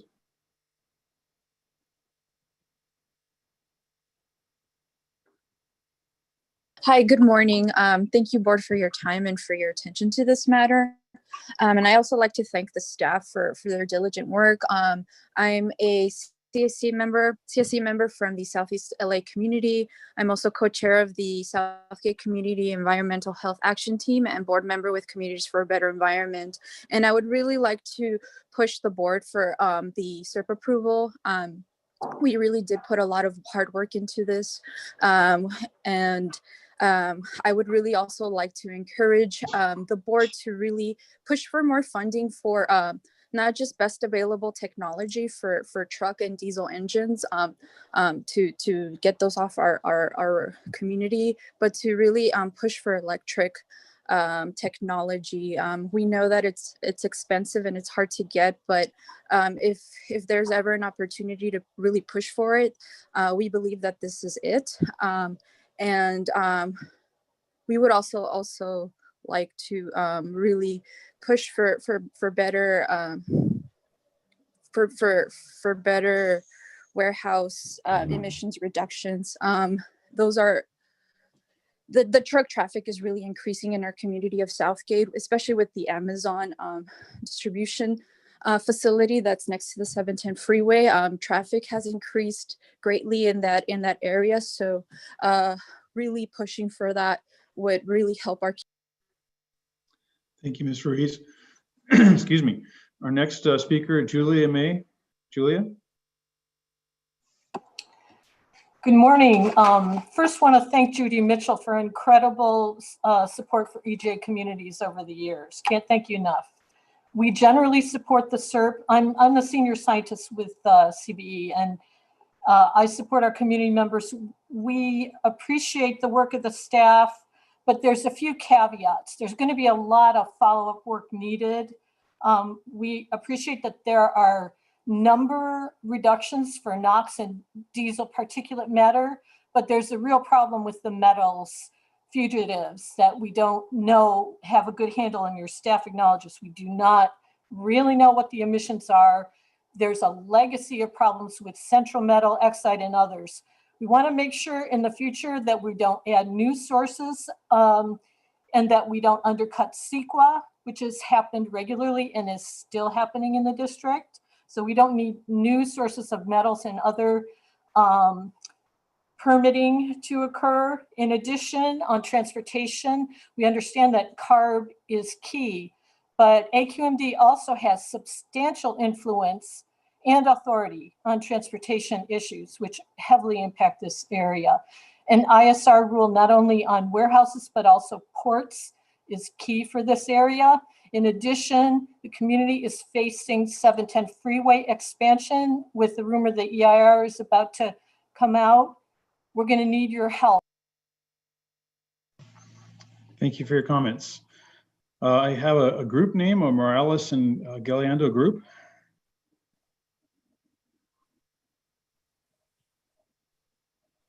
Vice Chair, they have an older version of Zoom. I can move them to panelists to allow them to speak. All right, let's go ahead and do that real quickly.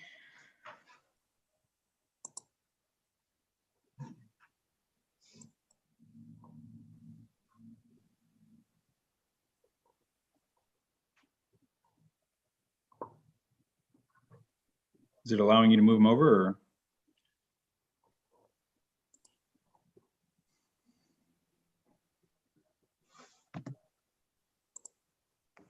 It should be moved over now. So Galeano group, you should be able to unmute now. They may have dropped off. Yeah, I'm not seeing them in the panelist side. I believe they dropped off. Oh, and they're back on the attendees side. So Morales and Galeano group, your Zoom application is a little too old. We need to make sure you get it updated. If you want me to try a different device or call in, but we're unable to get you to, are we trying again on the other side, or maybe, I'm not sure if they dropped off.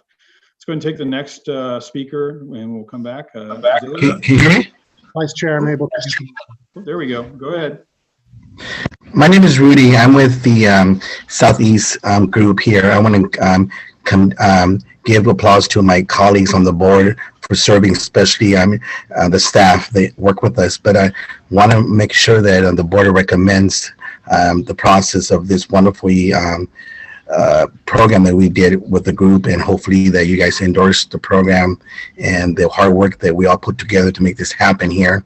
And I hope that we get funding to make sure that the Southeast communities don't suffer for traffic or pollution. And with the 710 corridor coming aboard, and with the new metro coming on board for the games, I hope that we can work together and make sure that Southeast communities have a nice environment, air pollution for their communities. Thank you very much for your time, and hopefully that we can work together and make this happen for the Southeast communities. Thank you. Thank you. All right. Our next speaker, Delia, go ahead. Hi, good morning. I'm Delia Ortega, Youth Program Coordinator at Communities for a Better Environment, and I'm also a Southgate resident. I definitely want to voice my appreciation for the hard work of the staff as well as the community members who took part in the process to develop the emissions reductions plan and generally support the SERP. While the plan definitely incorporated a lot of feedback, the key success on eliminating emissions will be the follow-up on implementation, and really would like to stress the importance of a just transition to clean energy. AQMD can do more on developing indirect source rules, not only for warehouses, but also for ports.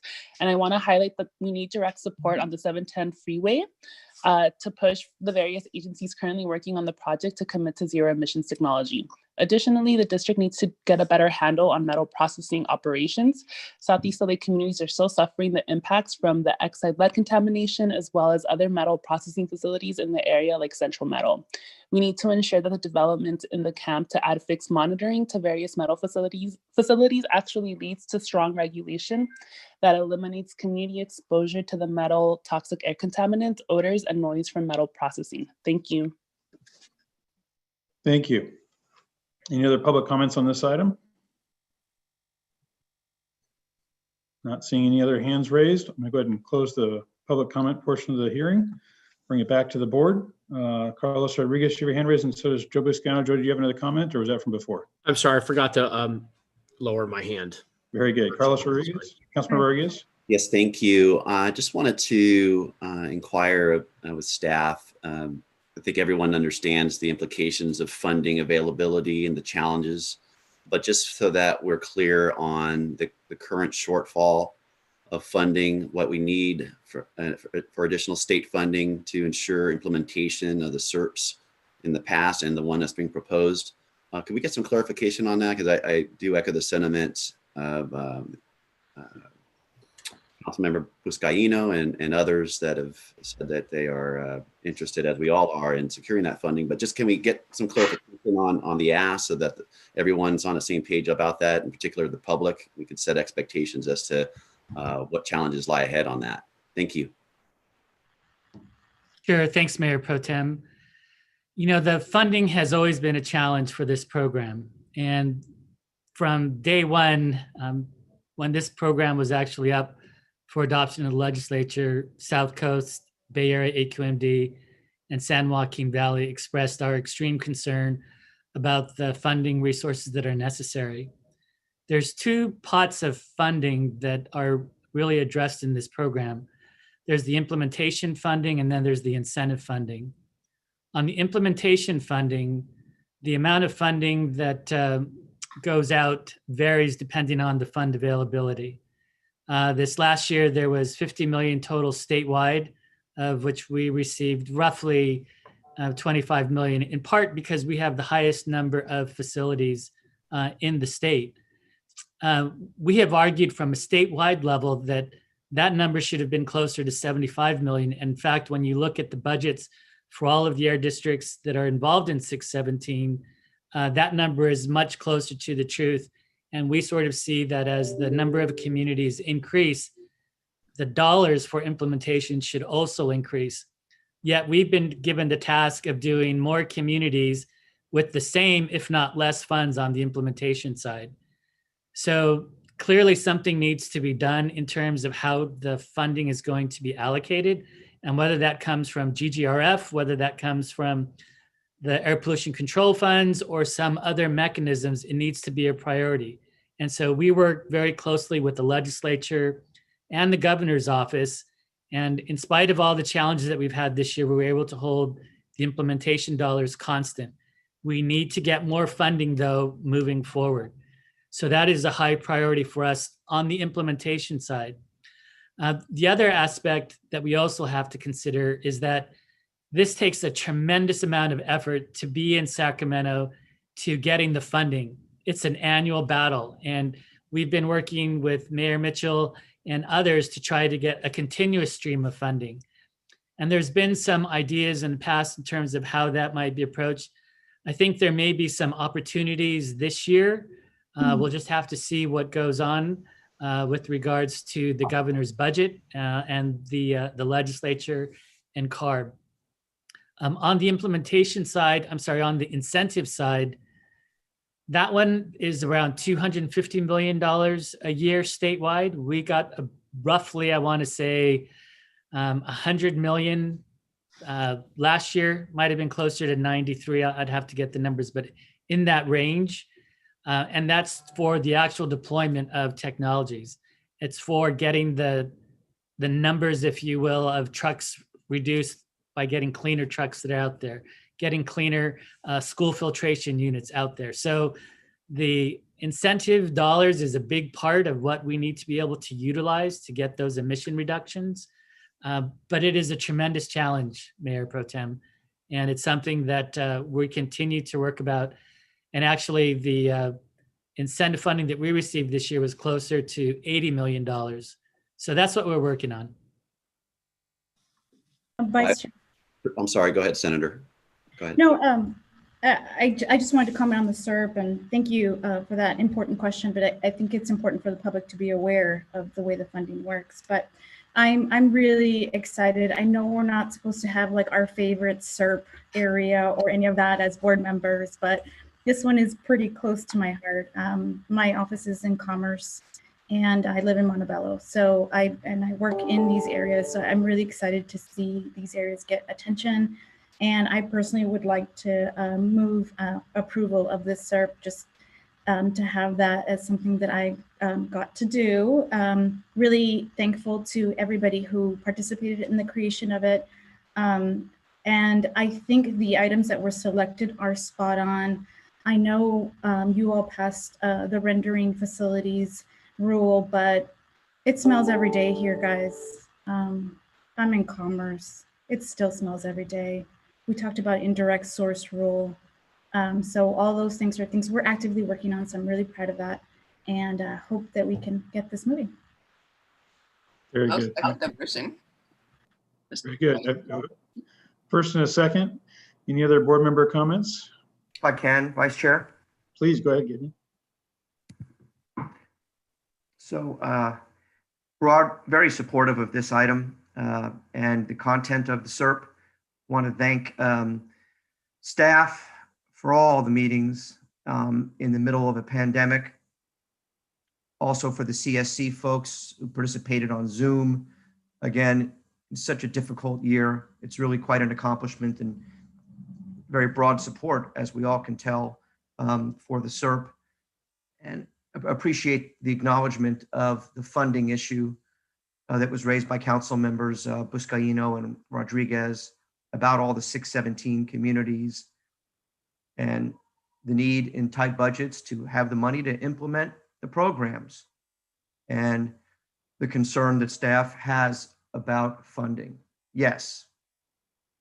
However, if you recall, 617 was passed as part of a 2/3 deal in the legislature in connection with the reauthorization of the cap and trade program.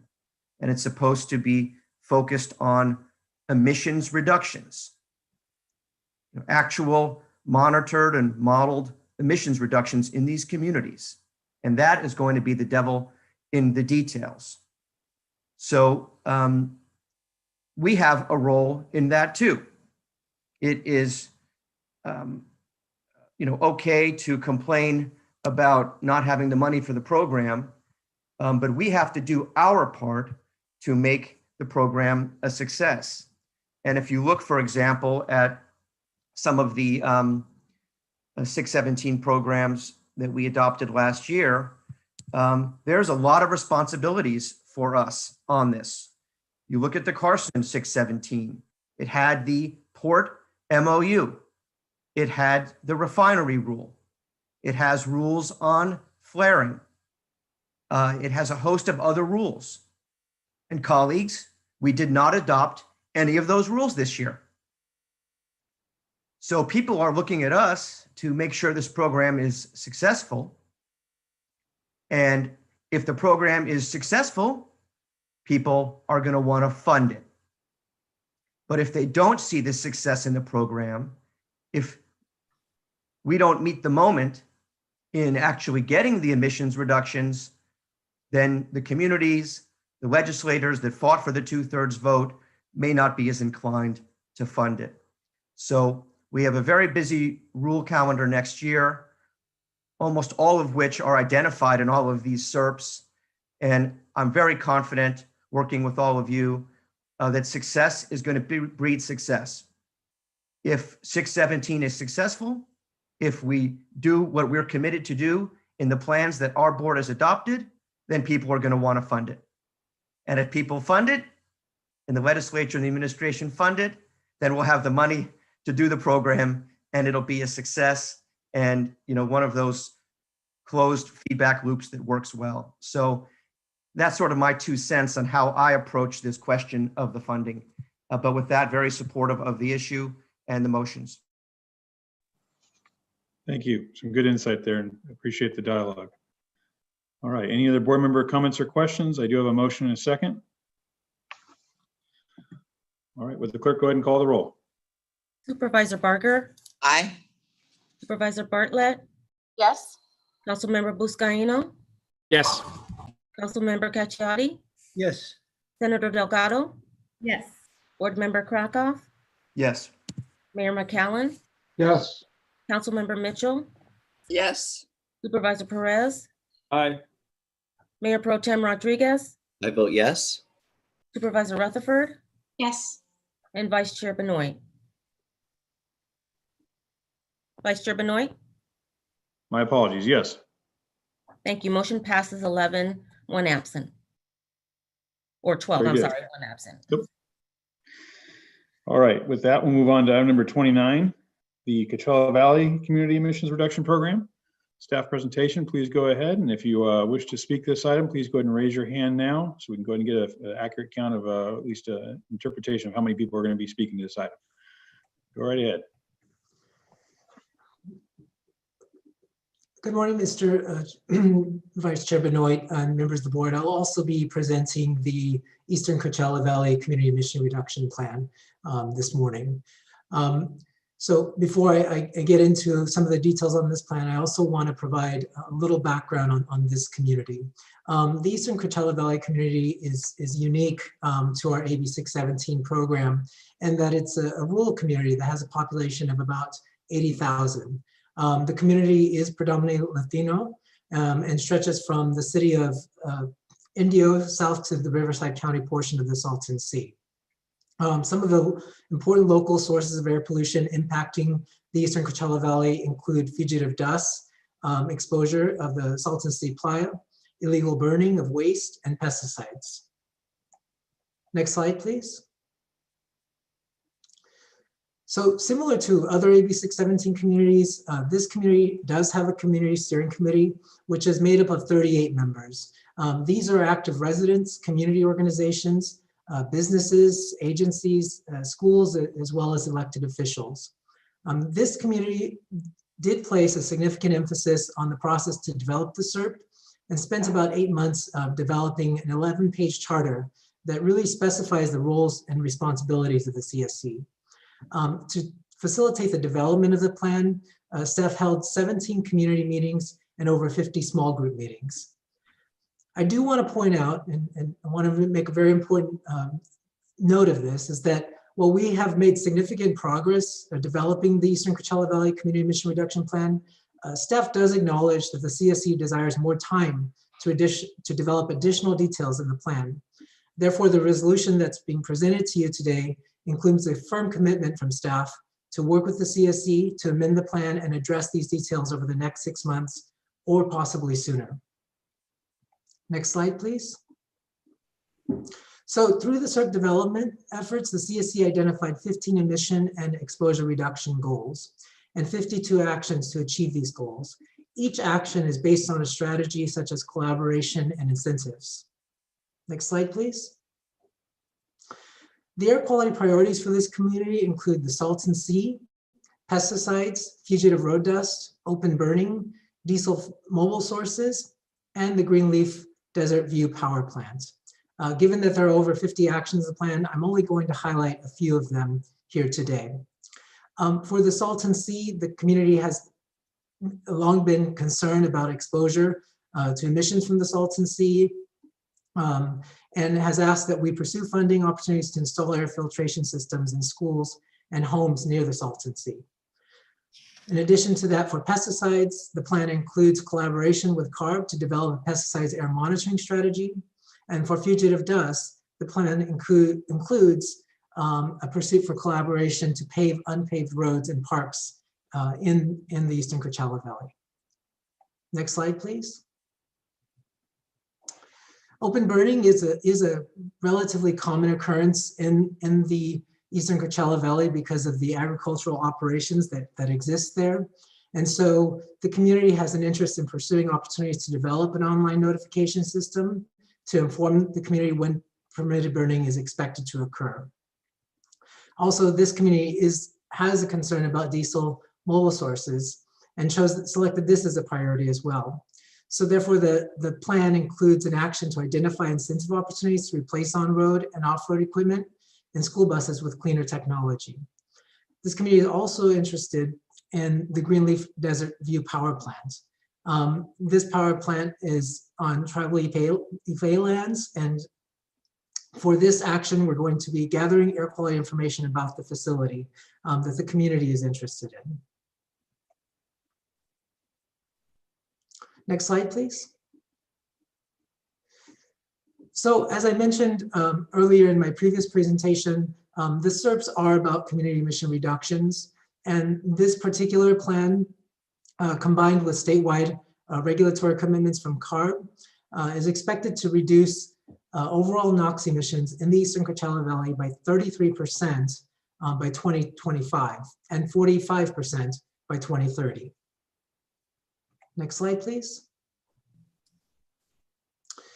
In addition to that, it's expected to reduce diesel particulate matter by 58% by 2025 and 77% by 2030. Next slide, please.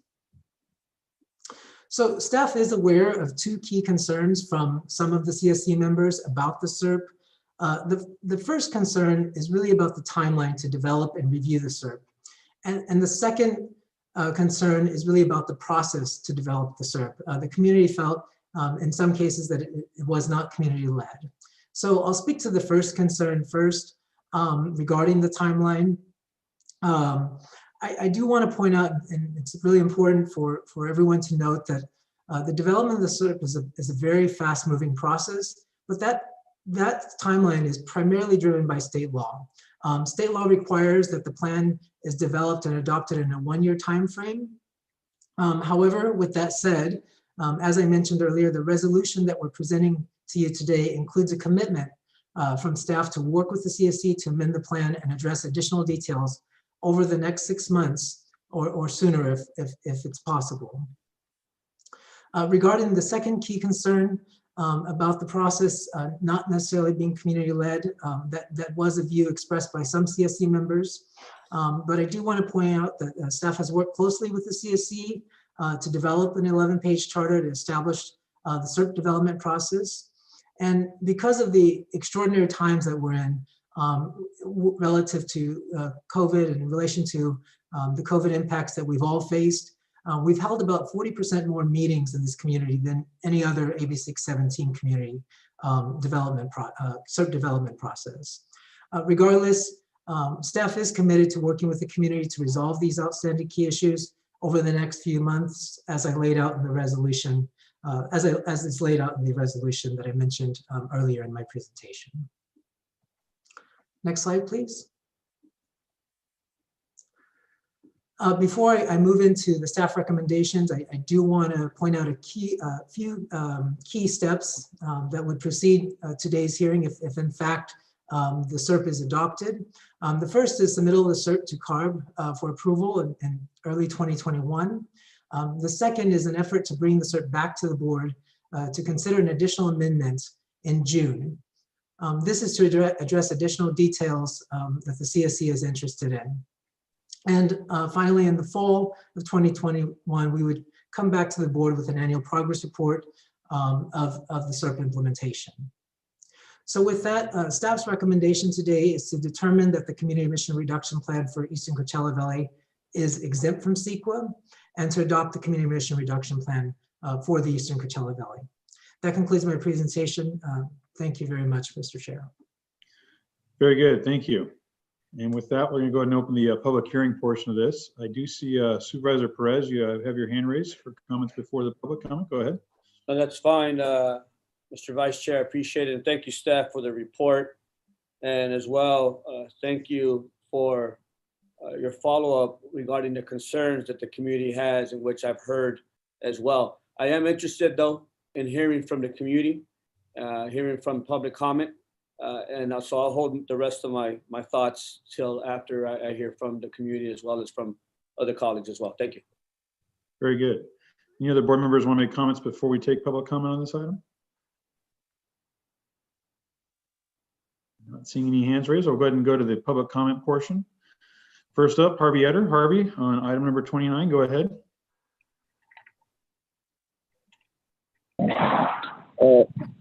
Hello, am I being heard? Yes, go ahead. Hello?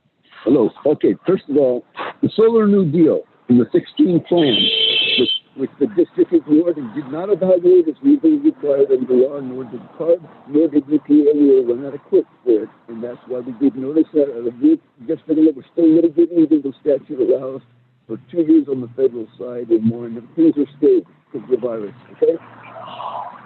There is an existential threat because of climate. And the immediate solar conversions we've been offering for 30 years in the plans were whistleblowers. We've totally ignored. The real climate numbers are 2-3 times this. We've backsold on plans for 20, 30, 40 years. You've had them in there. You have not solar and whatnot wind. You have not had rules and regulations. And you totally ignored evaluating it through control technology guidelines and all control technologies for 30, 40 years. Okay, that plan that you're trashing controls this and all other plans, all local plans, all state plans, everything. That's the way it is. This is existence. This is the 6th grade extinction. We're in it, caused by us, by fossil fuels. You're choosing the wrong fuel. You're choosing renewable natural gas. It's outrageous, going from 3 to 30% in the last 10 years, and then the stuff with the vehicles.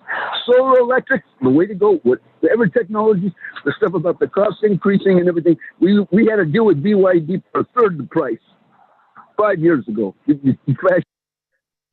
Thank you, Mr. Etter, for your comments. Ranji George on item number 29. Go ahead, Ranji. Can you hear me? Yes, go ahead. Right. Good afternoon, board members. My name is Ranji George. I was a scientist at the Technology Advancement Office for over 20 years. And I'd like to make a comment which is not in particular to Coachella Valley alone, but to all the other designated AB 617 communities. Executive Officer Mr. Nastri mentioned about getting around $90 million for community projects. I would urge the board and the staff to consider putting a hydrogen fueling station at each of these designated communities as a educational tool. The most active members in these communities are aware of battery technologies as a way to address some of these air quality issues, but there's a equally good, or if not more promising technology, hydrogen fuel cells, and the education process has to start. And if you can install a station near the freeway of these designated communities, other communities can make use of that fueling station. And coming back to Coachella Valley, it's a great source of pride for the citizens in Coachella Valley. And even though I don't live there, I am nearby. They are very proud of their solar and wind and even the hydrogen fueling stations. So as a wave of the future, they were there. Thank you, Ranji. Our next speaker, Patricia Leal. Patricia? Yes, hi, can you hear me? Yes, go ahead. You have a minute and a half. Hi, good morning. My name is Patricia Leal and I work with Alianza Coachella Valley, and I am also a CSC member. Thank you all for your time. and your attention on this matter. In collaboration with a number of CSC members, we have put together a list of recommendations that are still lacking in the current SERP. For one of them, I'm not going to go into detail, I only have 1 minute, but for one of them, for example, is really recommending and requesting for South Coast AQMD for their staff to really commit to work in close partnership with DPR and the local agricultural commissioner to monitor and put in place at least as a starting point, a monitoring pilot project with the opportunity to expand agricultural activities and pesticides is really big in the East Coachella Valley. And we understand if South Coast hasn't done this before. However, there is a real opportunity to really be looking into the current technology that exists and the current work that could be done around that. We also request the revision of the timeline for the 2021 SERP update. Instead of 6 months, we are requesting 4 months to make sure that the plan goes as smoothly and quickly at the same time as possible. And currently, we do not recommend approval of the SERP as is. Thank you.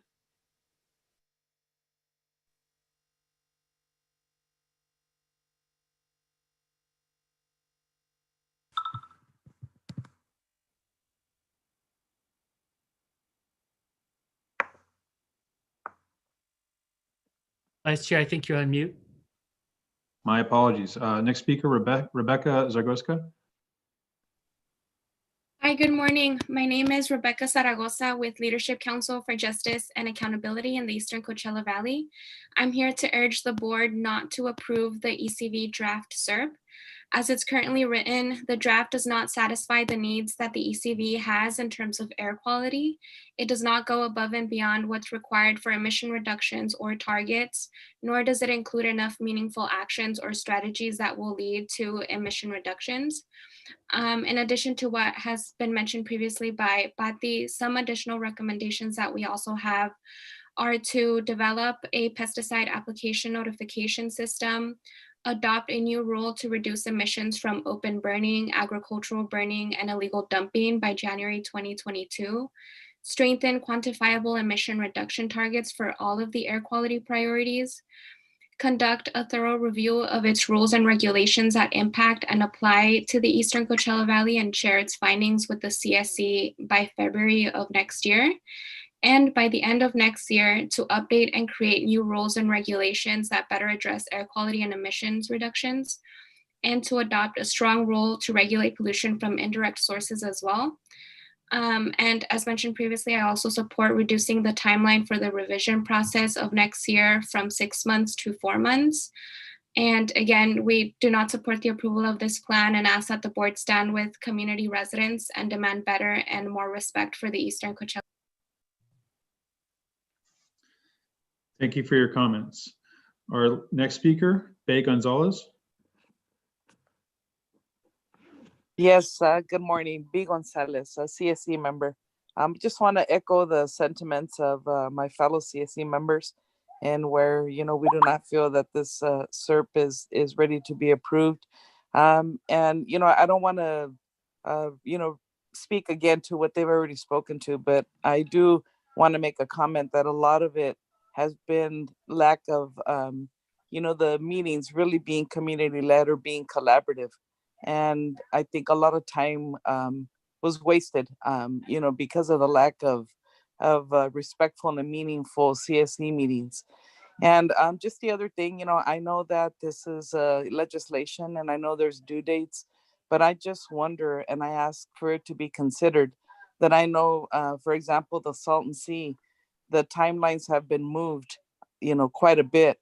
So, I'm wondering if the same can be afforded for this process as well. So, end result, I don't support the SERP being approved today. And again, I would like to see the meetings be more meaningful and truly community-led, and the community's voice really being heard. Thank you for your comments. Next speaker is Sandra Ra.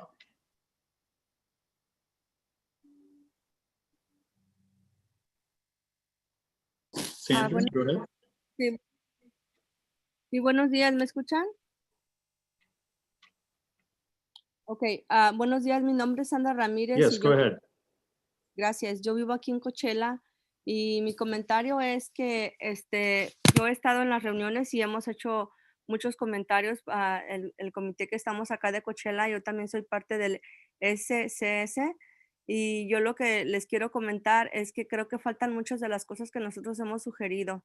Sí quisiera que aún si no se pudieran poner ahí, también sí que me gustaría una respuesta del por qué, porque creo que no podemos nosotros estar comentando y no sabemos si lo que dijimos es interesante, no es interesante, no vale la pena o qué va a pasar con lo que hemos nosotros comentado y traído a este comité. Entonces, sí creo que se tiene que ser algo como más completo, basado en todo lo que, si ustedes están diciendo que quieren escucharnos a nosotros, la comunidad, al momento de ustedes evaluar o ver los comentarios que hacemos y si deciden ponerlos o no, lo que nosotros pedimos, si deciden ponerlo, qué bueno, y si no, también sería bueno dejarnos saber a nosotros como comunidad el por qué no se pudieron poner esas sugerencias. Gracias.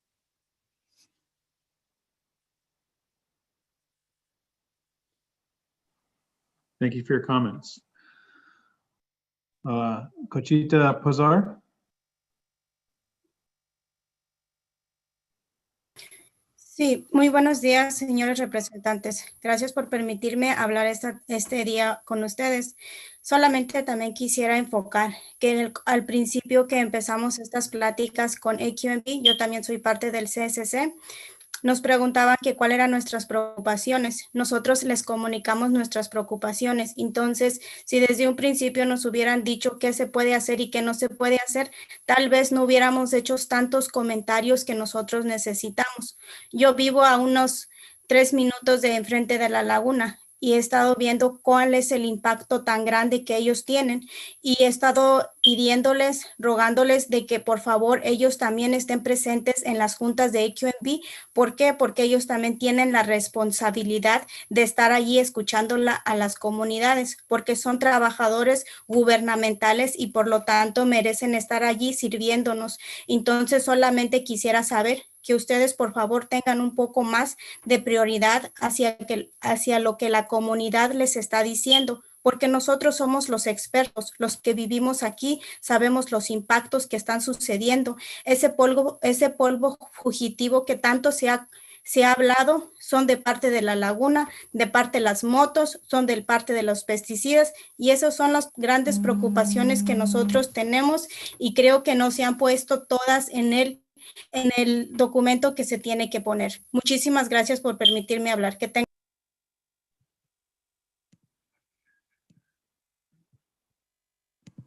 Thank you. Any other speakers on this item? One more speaker, Angie Balderas. Angie? Yes, hello. Good afternoon, board. My name is Angie Balderas. I am the host for the San Bernardino and Muscoy CSC. And I just wanted to say that the SERP should not be rushed if it does not fully reflect the needs of the community at hand. And I, as a CSC member of San Bernardino and sibling to the ECV, I stand in solidarity with the ECV folks and think that nothing should be rushed until it fully reflects the community's needs. Thank you. Thank you. Any other comments on this item from the public? All right, I'm gonna go ahead and close the public hearing portion. And staff, would you please like to respond to some of the comments we heard as far as the where we're at, and if we could comment on the timeline on this and what requirements we have by state law and other such features that are going to probably dictate some of what we're going to talk about in the future here? Sure, Vice Chair. So as you know, under AB 716, we have some very tight time constraints. We have 1 year from the date in which the community is designated to prepare and to submit a SERP for adoption. And I say adoption because the board does not approve the SERP. The SERP is approved by the Air Resources Board. So you will not be approving the SERP today. You will be forwarding that on to, if you decide to do so, to CARB for their approval or disapproval. The time frame has long been recognized as a significant challenge. And as I had said earlier, we have more communities and more experience in this program than anybody in the state. And in all the other communities, we were able to get this done on time. Unfortunately, this is a very challenging time that we are in right now. We have the challenge of just distance from generally here at South Coast AQMD to Coachella Valley. The pandemic compounded that by not allowing us to be there, be present, to have the face-to-face interaction that I think is so important to help to develop trust. And then we had some procedural challenges, frankly. One of those challenges was the governance structure. Well, we had suggested to the community that we move in parallel. The community wanted to address the governance structure, and we wanted to do that first. It took us nearly 6 months to resolve the governance structure. And during that time, that left us little time to move forward with the development of the SERP. The challenge is we are human. We can only do so much in a certain amount of time. And the issue of respect to the community, I am hard pressed to find any organization that has shown more respect to any community than what South Coast AQMD staff have done with this community. We have bent over backwards to accommodate all of the requests that have been made of us. In fact, we responded to hundreds of comments, many of which were brought up today that are actually in our response to comments within the SERP. There have been at least 2 new letters that have been brought to us. One letter was dated November 13th, and that was right before Stationary Source Committee. Since that time, we have addressed all of those elements in that letter. There was another letter just this week that was issued. As you all know, we have requirements that allow us to post and publicly notice documents that don't allow us to change those. Now, with regards to the ongoing commitments, we have committed to continue to work with the community to update the SERP. The comment that you heard is the concern 4 months versus 6 months. We put in 6 months, but we can also do it sooner. And we're committed to working to get that done as soon as possible. From my perspective, the challenge for us has always been to meet our statutory obligation. I never wanted to put us in a position where the board had to be defending us being out of compliance. So we believe that we have put together a SERP that satisfies all of the requirements, but even so, we're going to commit to continue to work with the community to address their concerns to the best that we can. Now, you heard the last speaker ask about, I wish I had known up front about what you can and cannot do. There's been a general discussion, I would say, amongst many communities about what is to be included and what is not to be included in a SERP. And some of that gets to issues of authority. You heard the request to work with DPR and with ARB on a pesticide notification, pesticide monitoring, all of these type of efforts. We committed to do that within the SERP, to collaborate. But what we don't have the ability to do is to force DPR or ARB or other agencies, whether it be the Imperial Irrigation District or others, to come to the table and work with us. And so we have reached out to them, we have spoken to them, and we will continue to do so to urge them to move forward. But where we don't have the authority, we can't force things. And so we do have to collaborate. And that is, I want to really reinforce, we will collaborate with any agency on any of the matters that have been brought to us, whether or not we have that authority or not. The other aspect that I know that many of you have heard about has to do with land use. Land use is a common theme that we've heard in every single community about facilities being permitted to move forward, and the desire to reach out to communities and somehow to impact their land use planning organizations. Again, we don't have that authority, but we will work to get those authorities to understand the challenges that we face. And we'll even commit to going to the legislature to talk about what are some potential fixes to this program and how it would be done. And in fact, one of the things that we're working on is trying to make smoother the process by understanding upfront, establishing those relationships before you have that 1-year designation. So we're trying to do as much as we can. We've responded to every single comment that has been submitted to us within the appropriate timeframes. We don't have comments to the letters that were just submitted this week, although we are already working on those. So I am so sorry that the community doesn't feel that we are not listening to them or respecting them. I assure you, we are listening, we are responding, we respect them. And we will do everything we can to incorporate all of those things as soon as we can into a revised SERP, but we will do it in the SERP that meets the statutory obligations and allows us to continue to do the work that I think that everyone expects of us. So I hope I've addressed most of those comments. Thank you, Wayne. I think you did. Supervisor Perez, I see your hand raised. Want to go ahead? Wow, what a ride. And what a difference between what we heard earlier, quite frankly, in LA,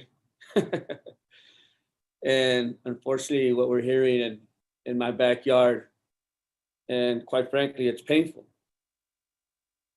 because I do think that there is a level of trust that's lacking, and there is a sense of mistrust, unfortunately.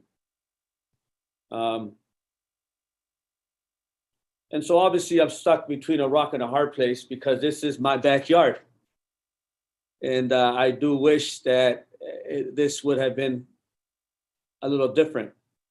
And I would have heard more of what I heard earlier with what's happening in the LA area and their SERP. We heard some concerns from folks, and I've been hearing and I've been engaged with some of the meetings and listening in, and actually as well held my own conversations with community members, as well as have requested guidance from Mayor Mitchell, as well as our good friend Gideon Krakow, because they've been in this game quite longer than myself and are very well respected in this world of reducing emissions and fighting against air pollution for quite some time, and especially on behalf of underserved communities. There was concerns obviously brought forward by Patricia, Rebecca, B, Sandra, Conchita, and then as well from an ally, Angie, out of the San Bernardino area. And I guess one of my questions is,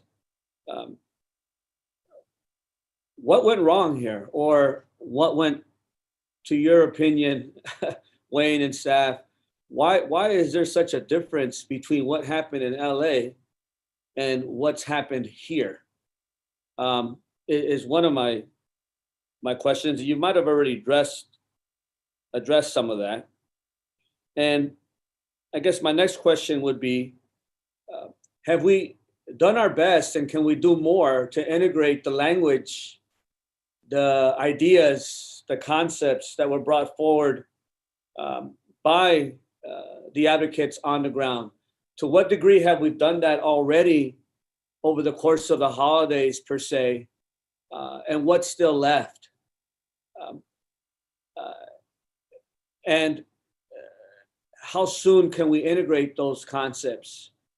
Like, for example, the concerns around pesticide regulation, or concerns around land use. I know that that's not within our jurisdiction as AQMD. However, can we at least integrate language that says that we will collaborate, that we will reach out to these entities to do our best to fight emissions and fight air pollution when it comes to land use or pesticides in this example? Is that language already in the current SERP? Supervisor, yes, that language is in the SERP. And, we're certainly committed to continuing to work it. Supervisor, you asked me about, what hasn't been addressed. As I mentioned, there were 2 letters. And as you recall, what I had mentioned was that once the governance structure was moved forward, there was outreach regarding what are the priorities. Staff moved forward in the development and the elaboration of the details within that and came out with the draft SERP. That November 13th letter, those issues that were raised, for instance, the Thermal Race Club and some of the other issues, all of that has been incorporated in there. The only area where we haven't done that is on the letter that we received December 2nd. And we're committed to continuing to do so. We actually revised 36 of the actions and commitments to address their comments and concerns. And as I said before, we're going to continue to do that. The collaboration language, it is already in the SERP. The authority issues, again, we can't commit to do more than what we have the authority, but we can commit to collaborate, to work out, to do what we can. And you have our commitment to do that. It is in the SERP.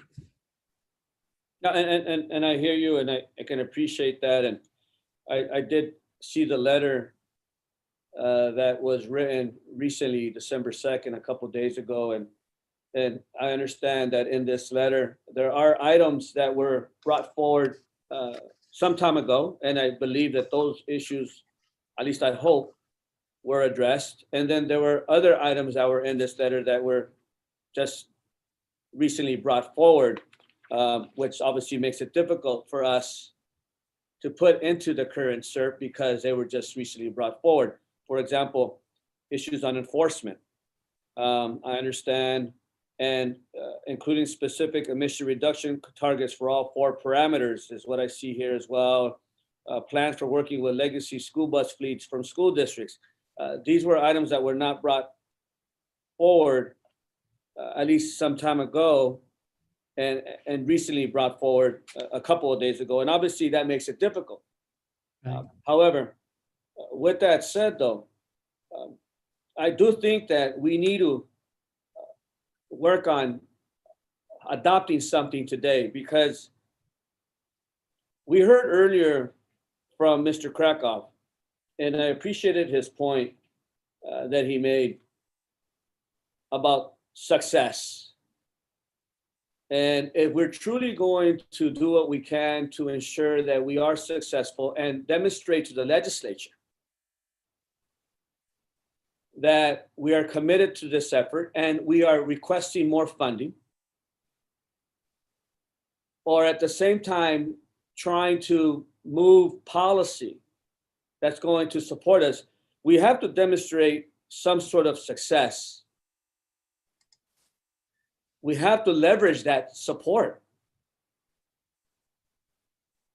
And so I know that this is a work in progress. This is not done yet. And so what I'm requesting is, I understand in the resolution, I think on page 4, paragraph 4, it states there that the South Coast Air Quality Management District Governing Board directs staff to provide additional details on the ECV SERP, monitoring objectives, collaborations with other entities, and incentive strategies.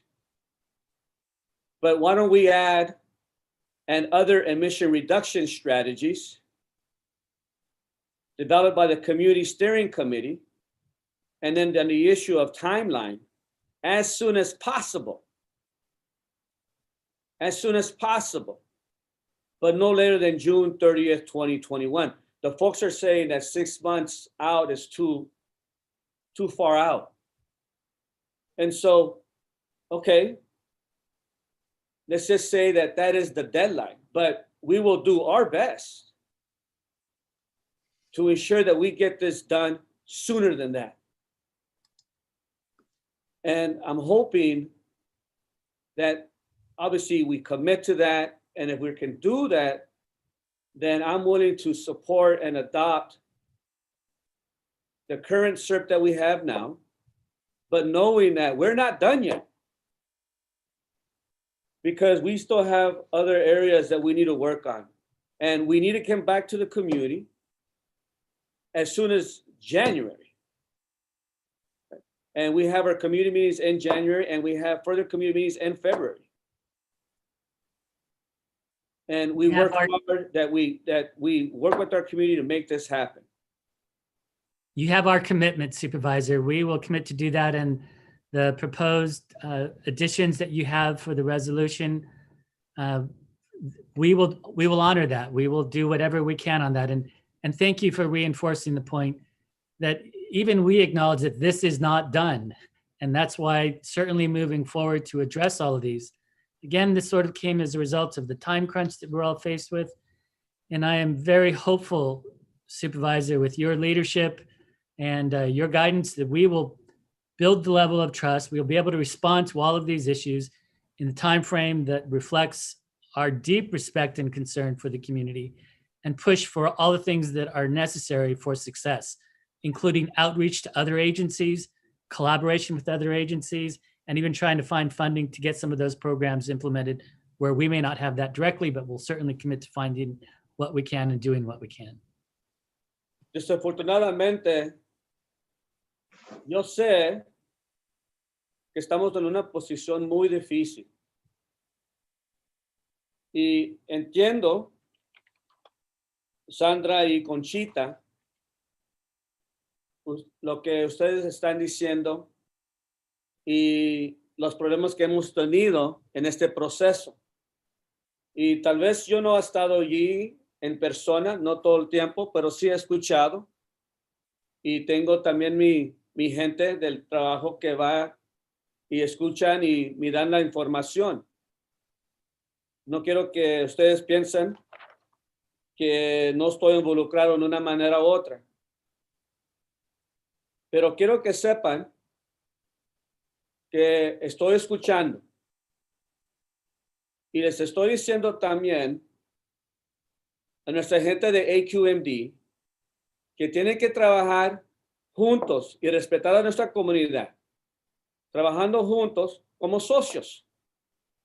Tenemos que colaborar para, al final de todo, hacer todo lo que es posible para reducir la polución que tenemos con el Salton Sea o con otros problemas que tenemos en el este del Valle de Coachella. Les estoy pidiendo que en este momento hay que adoptar lo que tenemos ahorita, pero también les estoy diciendo a nuestra gente de AQMD que todavía no hemos acabado. Tenemos mucho más trabajo que hacer. Y le estoy pidiendo a AQMD que en enero y en febrero hay que tener los asuntos que son necesarios para integrar lo demás que necesita este SERP. Pero por lo menos ahorita tenemos que adoptar algo para demostrar a la legislatura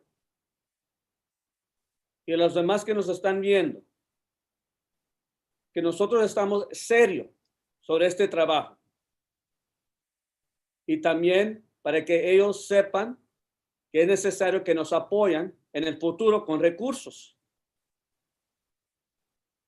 Por eso ahora es necesario demostrar una pequeña victoria en la manera de adoptar lo que tenemos, pero siguiendo trabajando duro, fuerte, con nuestra gente de la comunidad para integrar todo lo que es necesario que ustedes pidieron. Y yo también, de mi parte, les estoy diciendo que yo voy a ayudar y colaborar más con ustedes para llegar a ese punto. I would like to ask I know Ms. Mitchell, Mayor Mitchell has her hand raised, and maybe Gideon can be helpful as well. I'd like to get your thoughts, your guidance. I appreciate that. And maybe I'll speak a little further, a little later on this item. Thank you, Supervisor Perez. And also as the representative for the Riverside County cities, I also pledge my commitment to working with this group and continuing to work with them. And I fully support your resolution and your opportunity to move forward but with the clear guidance that we need to work on this further and to update this as soon as we can. Councilmember Mitchell, you have your hand raised. Go ahead. I do, thank you. I want to start by saying that as a member of the California Resources Board, I have had the opportunity over the last couple of years since AB 617 was enacted to look at a lot of SERPs and to be involved in the community discussions all over the state. And I must begin by saying in all of these communities, it is an educational process because quite often the community is looking for the South Coast or the air pollution district that's in charge to do things over which they do not have jurisdiction. And again, we see that issue here. But in all cases, what we have asked is for the Air District and CARB and the other agency involved to collaborate to try and reach a reasonable solution that meets the community needs and addresses the pollution issue. And I want to say that looking at this SERP, it is a good SERP. You have identified, the community has identified the major pollution issues that they are concerned with. Those are included in the SERP. There are a few strategies and issues that have come up just recently that aren't included here, but that's the reason for keeping working on it for another few months to get those included. And the other thing I noticed from the letters that the community has submitted is that what they are asking for is more detail on the actions that would come within the pollution sources that they have identified, the major sources that are in the SERP. So I think we can be a little more optimistic about what we have done and congratulate ourselves on some of the good work that did occur here. And I think that the community has spoken out about their issues. I think we are listening, and we will agree to work with them to fill out with more detail some of the issues that are already involved, and to add additional strategies that they think are needed within their community. And we have always tried to collaborate with the other agencies that may be involved in the process, and we will continue to do so. I want to mention one of the SERPs that I've been involved in is up in the Kern County area, in the area, city of Shafter and the surrounding area, because that is an agricultural community like this one. And one of the issues that came up there that we have struggled with is the issue of pesticides. And that's the first time that I had come in contact with that particular issue. We have it here again in the community of East Coachella. And what was worked out in that community was, and it's been difficult because we have not had a lot of cooperation from DPR or from the Department of Agriculture on it. But that has been a bit of a process to get them to come to the table and work with us to get notification, at least notification of when pesticide release is going to happen, and to have the community know about it. So I want to tell you that you're not the first ones to come to the table with the pesticide issue. It is in our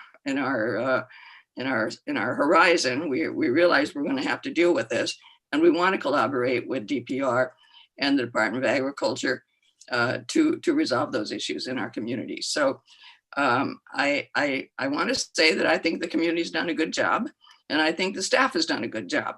And there's more to be optimistic about than pessimistic about here. I think this SERP is a good one. It falls in line with many of the other SERPs that I have looked at, and is detailed and fairly complete. There's more detail to be added, but I think it's a worthwhile document. I think you've done a good job. I think we should adopt it today and then continue to work on it. Thank you. Thank you. Any other supervisors want to, or excuse me, any other board members want to speak to this item? Yeah, I'll pop in, Mr. Vice Chair. Please. Just give me 1 second here.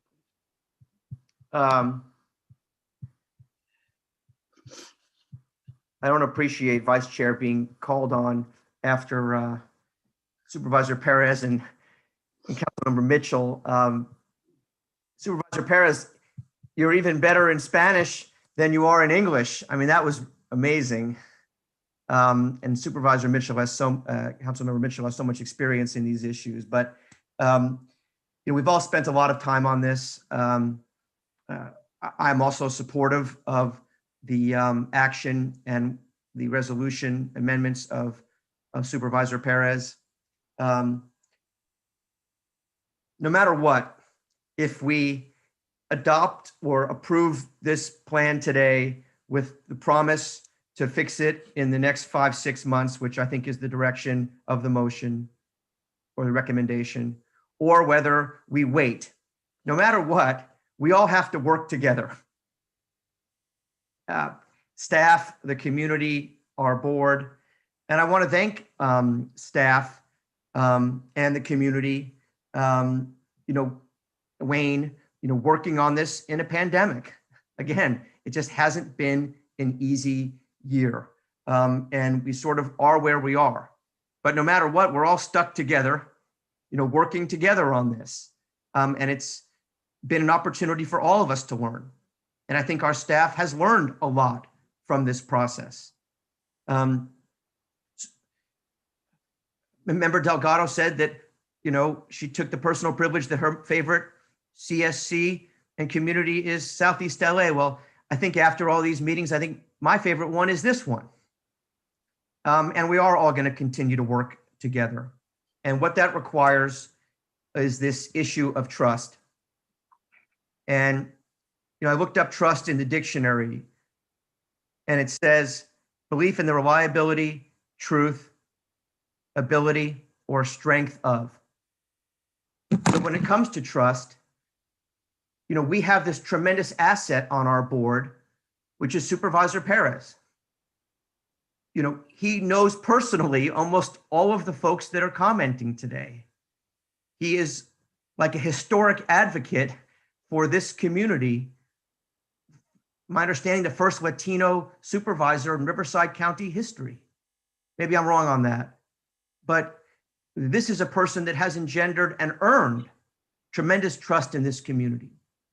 So as we are required to work together, no matter what, we have this asset, someone who understands the community, has the trust, the reliability, the ability, and the strength for this community.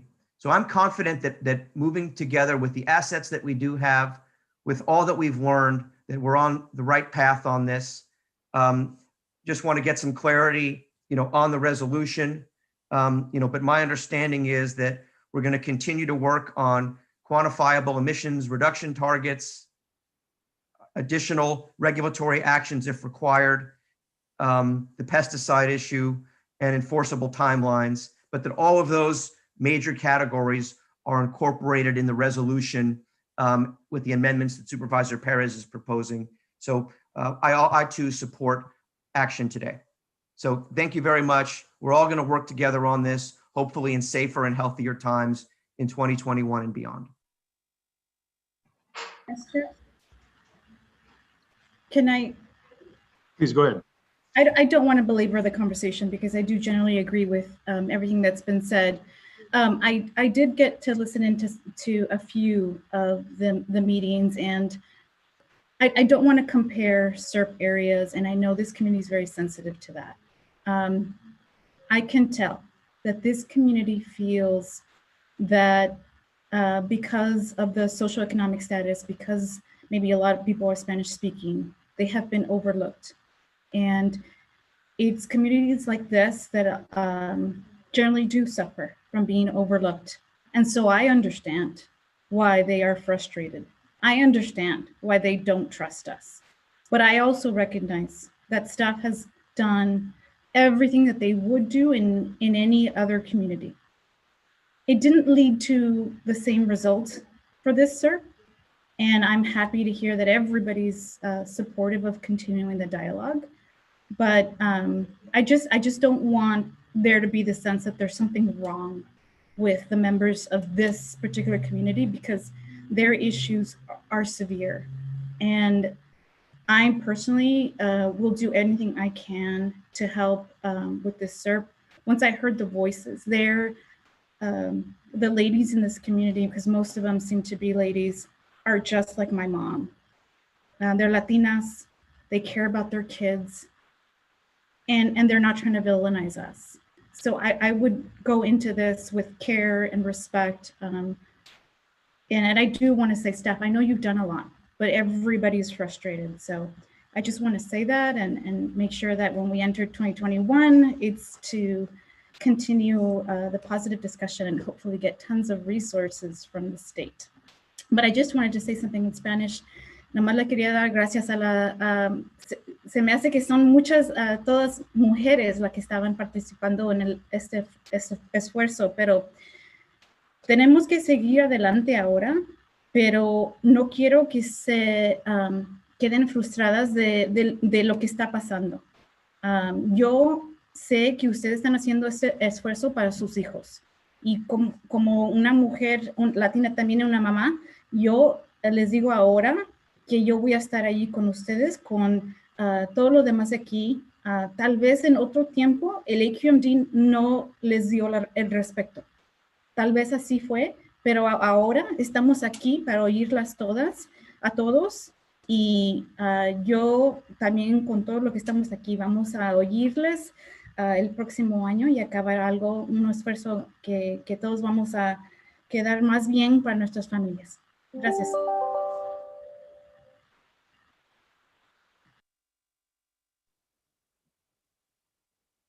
Thank you. Great, thank you. Supervisor Perez, I see you have your hand raised again. Go ahead. I just want to say thank you. I'm not sure there's other colleagues that wanted to speak, but I just want to say thank you to those of you that did. Appreciate your thoughts. And as I mentioned before, this is a tough situation. It's a painful one.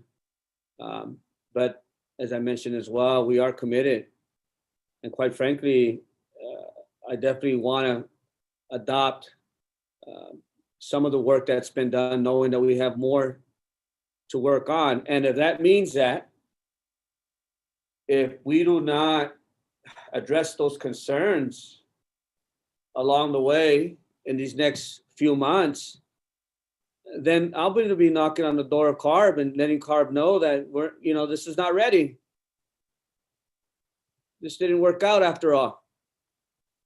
And so I hope that doesn't have to happen, right? At the end of the day, and I do believe that staff are going to fulfill the commitment. And Vanessa, I want to just say thank you to you, obviously, for addressing the community in the way you just did. You're right. It's like my abuela and my mom, right? And I still live in the East Side, folks. This is my backyard. And I still live in Coachella, born and raised. So for all the advocates that are on the ground that are not happy with me right now, it's bumps along the way, man, but we're gonna figure this out. I ask you to work with me.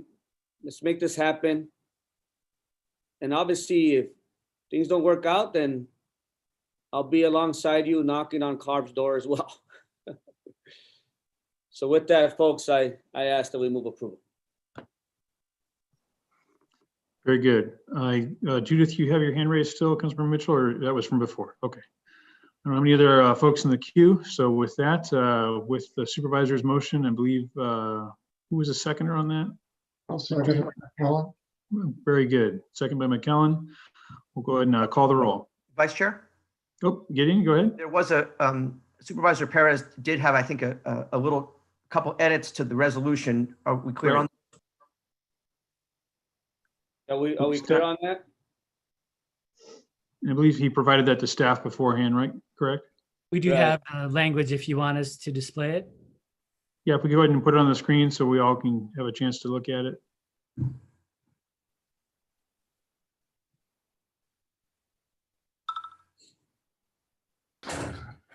Paul, you have that language? He's working on it there.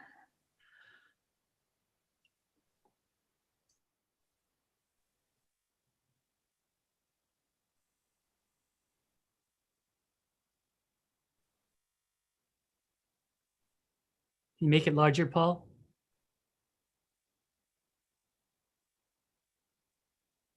That is as big as we can make it. If you click on the lower right-hand side on the 100% and the plus, it should get larger.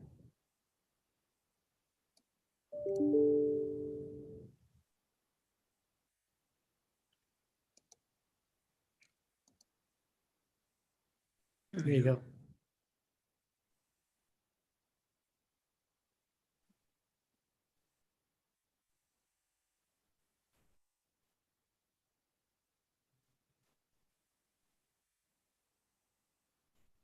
All right, so we have a motion and a second with this extra language. Unless there's any comments or questions, we can go ahead and call the roll. Thank you, Paul. Supervisor Barger, Supervisor Bartlett, Supervisor Bartlett, He had to leave for another meeting. Councilmember Buscaino, Aye. Councilmember Cacciati, Yes. Senator Delgado, Yes. Board Member Krakoff, Yes. Mayor McCallum, Yes. Councilmember Mitchell, Yes. Supervisor Perez, Aye. Mayor Pro Tem Rodriguez, I vote yes. Supervisor Rutherford, Yes. and Vice Chair Benoit. Yes. Motion passes 10-3 absent.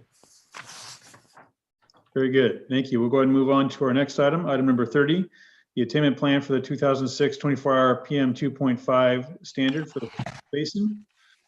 Mr. Reese, go ahead. Good morning, Mr. Vice Chair, members of the board. My name is Zorik Pirvasian, Planning Roles Manager.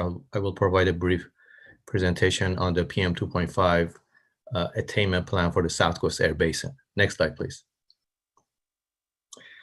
This plan specifically addresses the 2006 24-hour PM 2.5 standard of 35 microgram per cubic meter for the South Coast Air Basin with a 2019 attainment deadline and a serious non-attainment classification.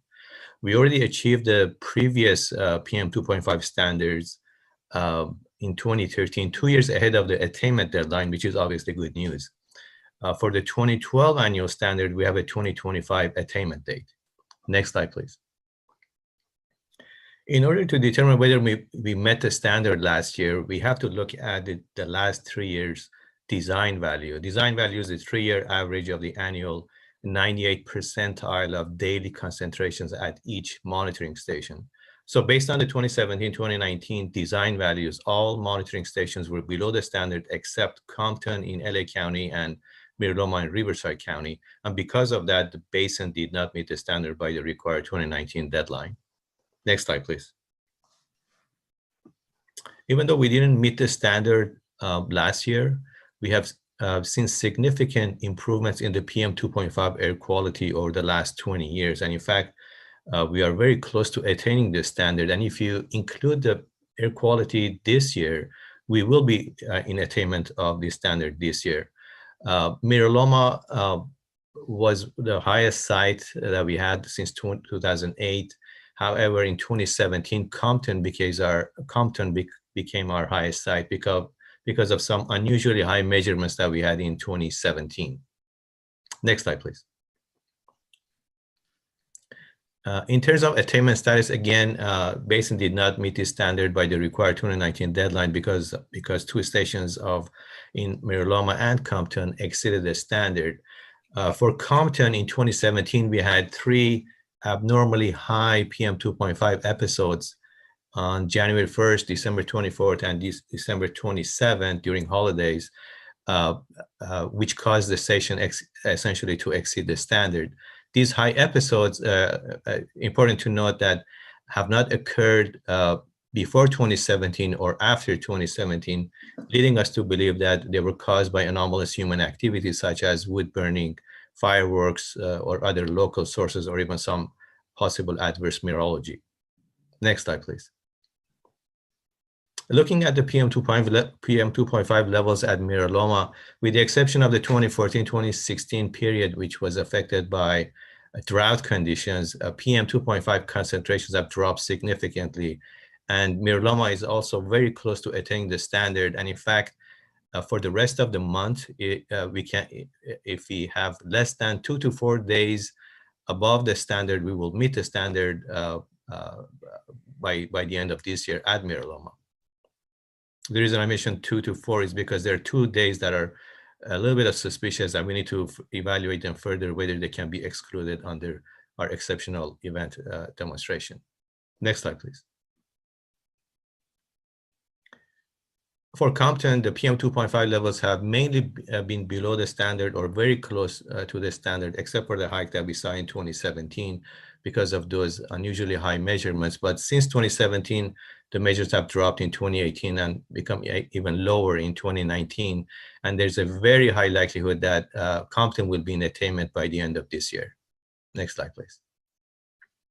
Because we didn't meet the standard last year, EPA issued their final notice of failure to attain last September, several months ago. And as part of that, we are required to develop an attainment plan and submit it to EPA by the end of this year to show how and when we're going to meet the standard. In addition to that, the contingency provision in Rule 445 are also triggered because we didn't meet the standard, reducing the curtailment threshold, which essentially means that no burn days may increase by a few days. Next slide, please.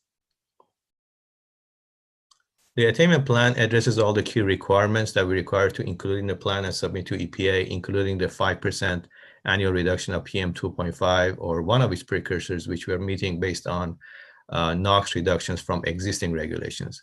The plan also includes updated emissions inventory, modeling analysis, attainment demonstration, control strategy analysis, and demonstration of reasonable further progress, which are all covered in the plan. The contingency measure requirements are already covered in our Rule 445, wood burning devices. Next slide, please. In terms of attainment demonstration, the attainment plan uses 2 different approaches. For Compton, we are relying on weight of evidence and air quality trend analysis instead of a traditional modeling analysis, which is not appropriate for Compton because the emissions that were caused by those anomalous human activities are not included in our emissions inventory. And therefore, if they're not included, we cannot develop an effective strategy. But as I mentioned, those we believe were episodic emissions due to episodic emissions and haven't occurred since 2017. And as I mentioned again, Compton very likely will be in attainment by the end of this year.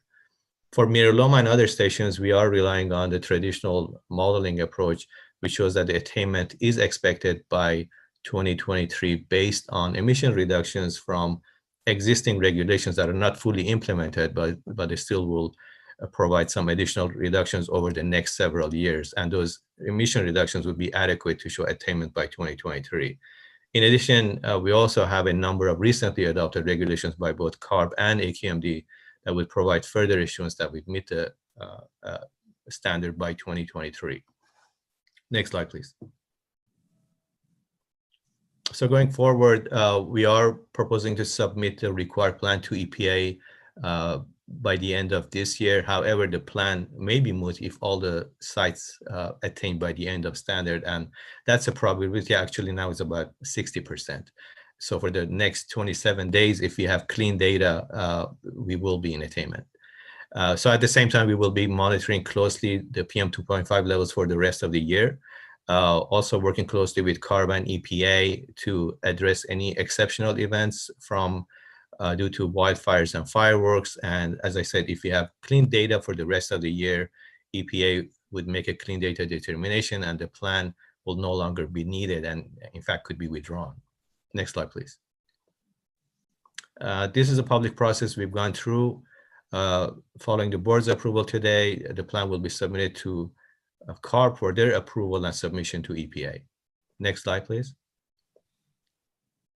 We received one written public comment on our attainment plan that was from EPA, which brought up a number of issues.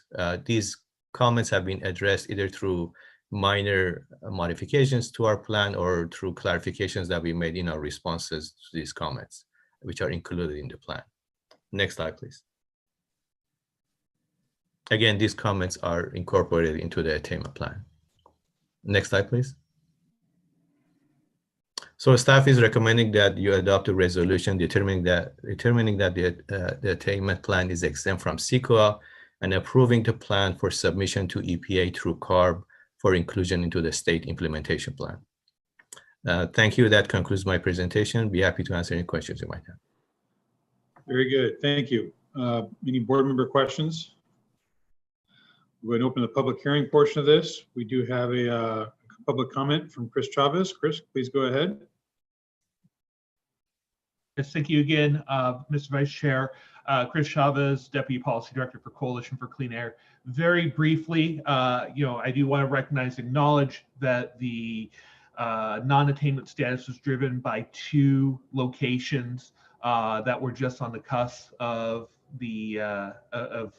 obtaining those requirements, but really want to implore the district to continue with its diligence in reducing particulate matter exposure in the South Coast Basin, particularly as it relates to diesel exhaust, which is the primary air toxic contaminant in this region, and this disproportionately impacts low-income communities, communities of color, and disadvantaged communities. So certainly extra diligence, additional effort is needed there. And then also as the Chair Burke has mentioned in the past that we need to also consider nanoparticles and other impacts that have to human health. So certainly, again, continued work by the district is needed.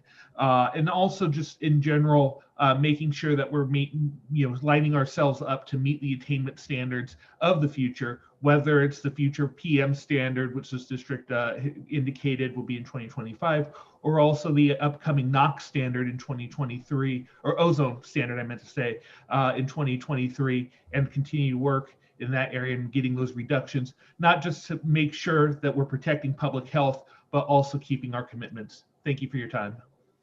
Very good. Thank you, Chris. All right. I don't have any other public commenters. I'll go ahead and close the public hearing on this. Our panelists, our board, any questions or comments?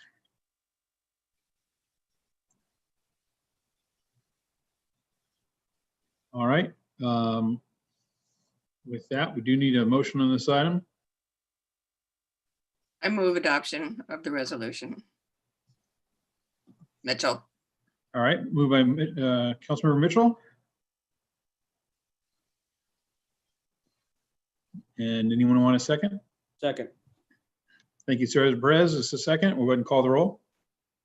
Supervisor Barger, Supervisor Bartlett, Councilmember Buscaino. Aye. Councilmember Cacciati, Yes. Senator Delgado, Yes. Board Member Krakow, Yes. Mayor McCallan, Yes. Councilmember Mitchell, Yes. Supervisor Perez, Aye. Mayor Pro Tem Rodriguez, I vote yes. Supervisor Rutherford, Yes. and Vice Chair Benoit. Yes. Motion passes 10-0, 3 absent. Very good. We'll go on to item number 31, the Coachella Valley Extreme Area Plan for 1997 8-hour ozone standard. Mr. Vice Chair, would you like staff's willing to waive the presentation, or we can provide a very brief synopsis? At your pleasure. Do my board members have any problem with waiving the presentation on this one? We've heard this one a few times now. Is there, Mr. Vice Chair, staff, is there public comment on this item? I'll ask for that next. We wanted to, No, I know. I'm just wondering if there was, because if there is, then perhaps maybe a brief presentation at the minimum would be fine. the only hand raise I see at the moment is Mr. Harvey Etter. Is there any other public comment members or members of the public that wish to make comment on this item or wish to hear the presentation? They could raise their hand. Mr. Vice Chair, I request that we'll just do a very brief presentation. All right, go ahead. Thank you. Yeah, I'll provide this presentation as well. So this, we prepared an extreme area ozone plan for the Coachella Valley, which I'll cover in this presentation. Next slide, please. This plan specifically addresses the 1997 8-hour standard of 0.08 ppm or 80 parts per billion for the Coachella Valley, which is classified as extreme non-attainment with a 2024 attainment date. Next slide, please. As you've seen this map before, in terms of the air quality setting, Coachella Valley is downwind of the South Coast Air Basin, and the ozone exceedances that we observe in Coachella Valley are primarily because of the transport of ozone and ozone precursors, namely NOx and VOC from the South Coast Air Basin. Next slide, please. Looking at the ozone trends over the last almost 40 years, we've seen significant improvements in the ozone air quality in the Coachella Valley. And in fact, we achieved the 1-hour ozone in Coachella Valley several years ago, which is great news.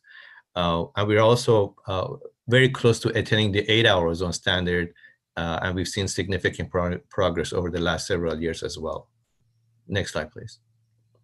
In terms of attainment status, Coachella Valley was classified as a severe non-attainment, but because of some higher temperatures and stagnant conditions that were observed in 2017-2018 timeframe, the area did not meet the standard.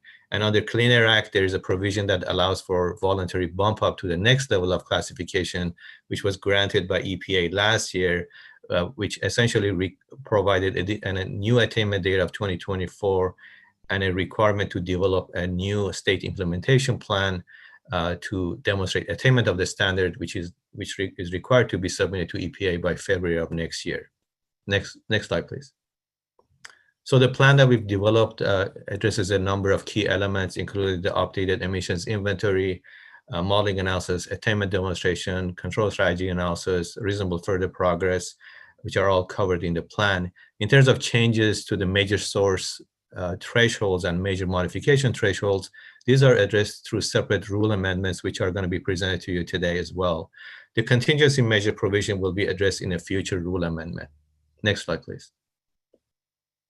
Even though local emissions do not have a significant impact on the ozone air quality, we are going to see significant reductions in emissions of NOx and VOC over the next several years because of the impact of existing regulations. There's a number of regulations that would provide those reductions. An example is CARB's truck and bus regulation that requires all the heavy-duty vehicles over 14,000 pounds to meet the 2010 engine standard, which that will provide significant NOx and PM 2.5 emission reductions over the next several years. There's a slight increase in VOC emissions for air sources, and that's just because of the impact of growth. Next slide, please.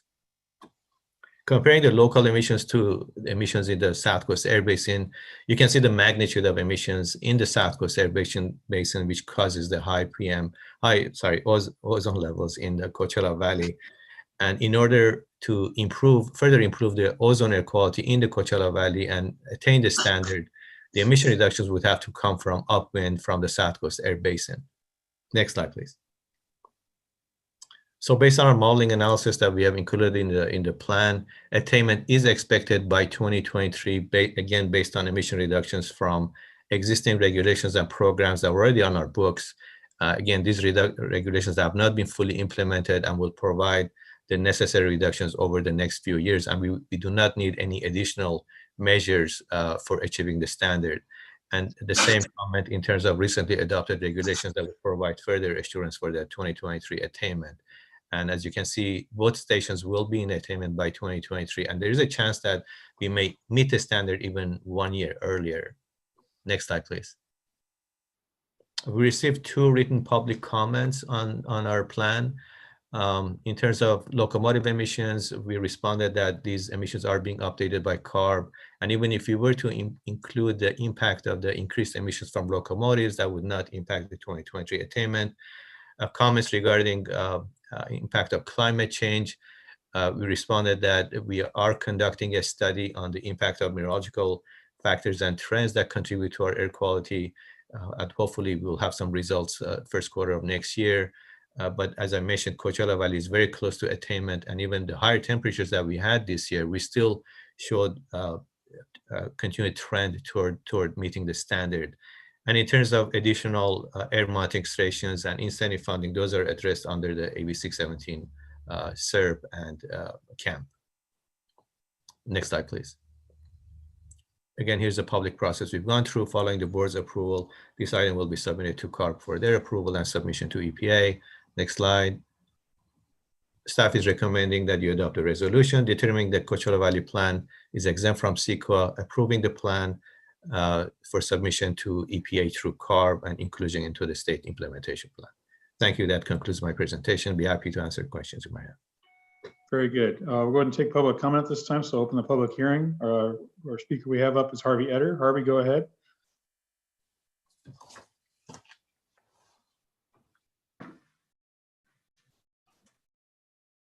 Hello? Hello, am I being heard? Yep, go ahead. Hello? My name is Harvey Etter. I'm speaking for myself.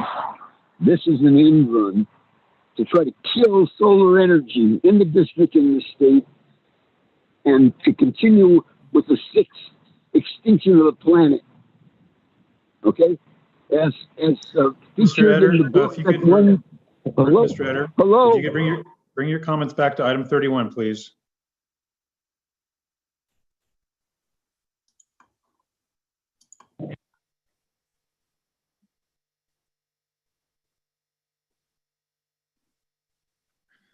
Staff, we can unmute Mr. Etter, but Mr. Etter, if you could bring your comments, please, to item 31. Hello?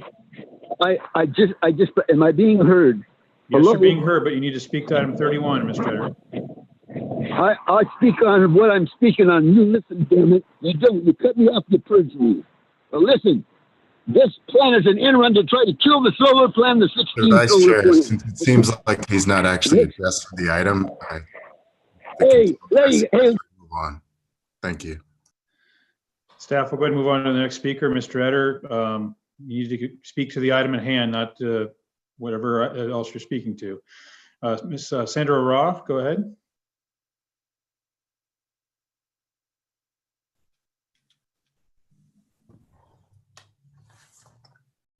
Sí, yo tengo una pregunta. Si se pasa o sea, si ahorita ya se está aprobando y todo, a pesar de los comentarios que hicimos, yo quiero respetar eso, pero tengo la pregunta de que si en algún momento se necesita hacer alguna modificación, todavía se puede hacer. ¿Aló? Can you ask the speaker if she's speaking to item number 31 or if she's speaking to the previous item? She may be speaking to the previous item. Bueno, creo que sí fue sobre el tema anterior, de que aprobaron eso, si en un futuro se va a poder hacer modificaciones o algo de añadir lo que se tenga que añadir. Yes, we did approve it, but it will be modified, and the Supervisor Perez asked for modifications to be done no later than 6 months, but hopefully sooner. Okay. Can I address real quick, Mr. Vice Chair? Okay, muy bien. Sí, se adoptó, pero sabiendo que tenemos mucho más trabajo que hacer y ahora estamos en otro tema, pero de todos modos, ya sabemos que en enero y febrero vamos a trabajar juntos otra vez más para seguir este trabajo y integrar las necesidades de la comunidad que tal vez no estuvieron en este SERP, en este plan que adoptamos ahora. So, eso fue lo que decidimos hoy y se va a hacer. So, vamos a seguir ese trabajo al final de todo. ¿Entendido? I'm not sure if she's on anymore. Thank you, Mr. Vice Chair. Thank you. And it sounded like she got it when I did my bad job of trying to get to her too, but thank you for doing that. You do it much better than I do. All right. Any other public comments on item number 32? Excuse me, 31? Not seeing any, I'll go ahead and close the public hearing. Board member comments or questions on this item? I still move the item. Second. Mr. Vice Chair. Very good. Moved by Supervisor Perez, seconded by Councilmember Caccioti. Thank you. Would the clerk call the roll? Councilmember Buscaino, Aye. Councilmember Cacciati, Yes. Senator Delgado, Yes. Board Member Krakow, Yes. Mayor McCallum, Yes. Councilmember Mitchell, Yes. Supervisor Perez, Aye. Mayor Pro Tem Rodriguez, Vote yes. Supervisor Rutherford, Yes. and Vice Chair Benoit. Yes. Motion passes 10-0, 3 absent. All right. Go on to item number 32, the attainments for amendments for regulation 13, new source review regulation 10, and regional cleaner incentives market regulation. Staff. Morning, Mr. Vice Chair, members of the board. I'll give a quick presentation. Next slide, please. These rule amendments are needed due to the reclassification of the Coachella Valley from severe 15 to extreme non-attainment for the 8-hour ozone standard. Next slide, please. The rule amendments affect 3 regulations, which are new source review, reclaim, and Title V permits. Because VOC and NOx are ozone precursors, the amendments will lower the major polluting facility thresholds from 25 tons per year to 10 tons per year, and the major modification thresholds from 25 tons per year to 1 pound per day. Next slide, please. So by lowering these thresholds, facilities could be subject to additional permitting requirements. Next slide, please. Based on a review of the universe of affected facilities, staff identified 2 facilities that have emissions above 10 tons per year and might be affected by lowering of the major polluting facility threshold. However, the actual emissions at both these facilities are well below their permitted levels, and they have initiated discussions with staff to lower their permitted levels and therefore not be affected by the lowering of these thresholds. For the major modification threshold, there will be no impacts to facility, as state law already requires that we implement a 1 pound per day threshold. Next slide, please. Therefore, staff is recommending that you adopt the resolution determining that these proposed amendments are exempt from the requirements of CEQA and amending the regulations 13, 20, and 30. That's the end of my presentation, and I'm happy to answer any questions. Very good. Any of my board members have any comments or questions? I'll go ahead and open the public hearing on this item. Do you have any comments from the public on this item? Item 32.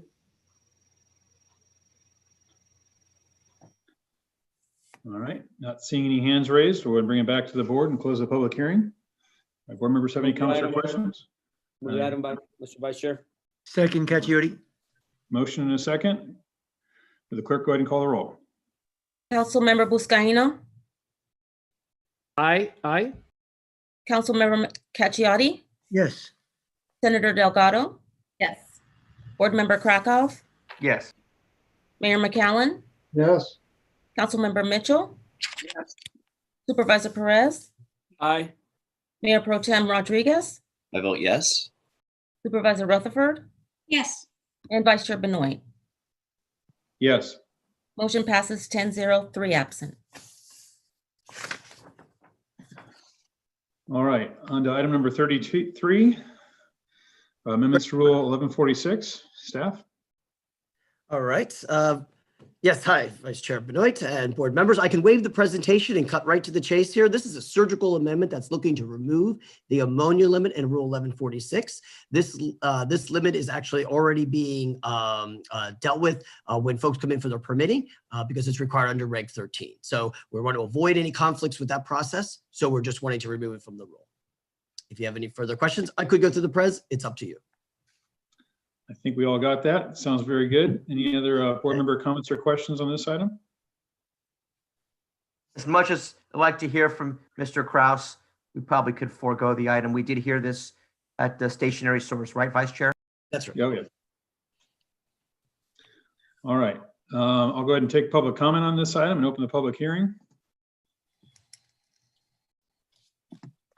I do have a hand raised by Mr. Harvey Etter. Mr. Etter, on item 33, please. Hello, am I being heard? Yes, you are for item number Hello. 33. Okay, first of all, before we address this, I was cut off and purged from the last item. The excessive area being moved from severe just gives you another year, so you won't be able to meet 23 or 31. You could with solar, but you didn't evaluate it. Department of Energy said it was cost effective for everything. The markets moved there. You purged me. You Christ, don't return my calls. You purged me at committee meetings and stuff. This is garbage. All right? Mr. Etter, I if you tried want to to call speak to back item in. 33, I would advise you to go ahead and edit it now. Now, this is okay. Now I'm going to talk on this. Okay, this has to do with the. Are we going to discuss that further? Yes. I didn't know. No, go ahead and move to item 33. You have 50 Yeah, seconds left. okay, well, this is outrageous. And I brought this up before, and you guys know it. And you're just trying to do this to get more time so you can push your damn fossil fuels. And that's what's happening. That's what's got us in this existential situation. It is existential. All right? Okay, now there's the stuff with the ammonia, and it goes to the power plants and stuff. Okay, there's the indirect source rule. All these indirect sources have to do with fossil fuels. And we've got to get rid of the production and refinery entirely in the district and in the state. And I've discussed this with Kosciati. He agrees, other folks agree, and it's got to be expanded. And this myopic kind of this and that, this relates to how much can be carried and how many truckloads and for the stuff that killed everybody in India. All right? It's got to be solar. Thank you, Mr. Etter. We've got your comments on that. Any other public comments on this item? Not seeing any hands raised. I'll go ahead and close the public hearing portion. Pleasure of the board. Move approval, Mr. Chair. Caccioli. Second. And a second by Buscaino. Clerk, go ahead and call the roll. Councilmember Buscaino, Yes. Councilmember Cacciodi, Yes. Senator Delgado, Yes. Board Member Krakow, Yes. Mayor McCallum, Yes. Councilmember Mitchell, Yes. Supervisor Perez, Aye. Mayor Pro Tem Rodriguez, I vote yes. Supervisor Rutherford, Yes. and Vice Chair Benoit. Yes. Motion passes 10-0, 3 absent. Thank you very much. All right, that brings us to item number 34. Staff, you had a comment on this? Mr. Vice Chair, staff would like to pull this item. We'll be bringing it back to Ledge Committee next week. Okay, so we'll continue to next month or next week and then next month for the board or Yes, January? sir. Very good. Any other comments or questions on that from our board? Not seeing any hands raised. Any public comments on item number 34? All right. I believe that brings us to board member travel. I don't believe there's any to be reported. And that also then brings us to closed session, which I do believe we do not need to meet for. Is that correct?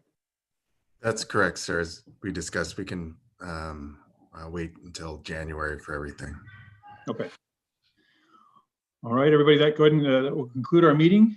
And thank you all for joining us today. And again, we'll all send our well wishes to our chair.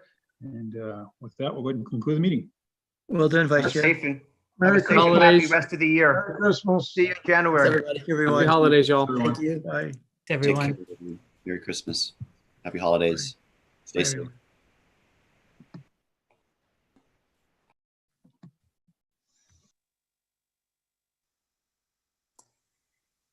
End recording.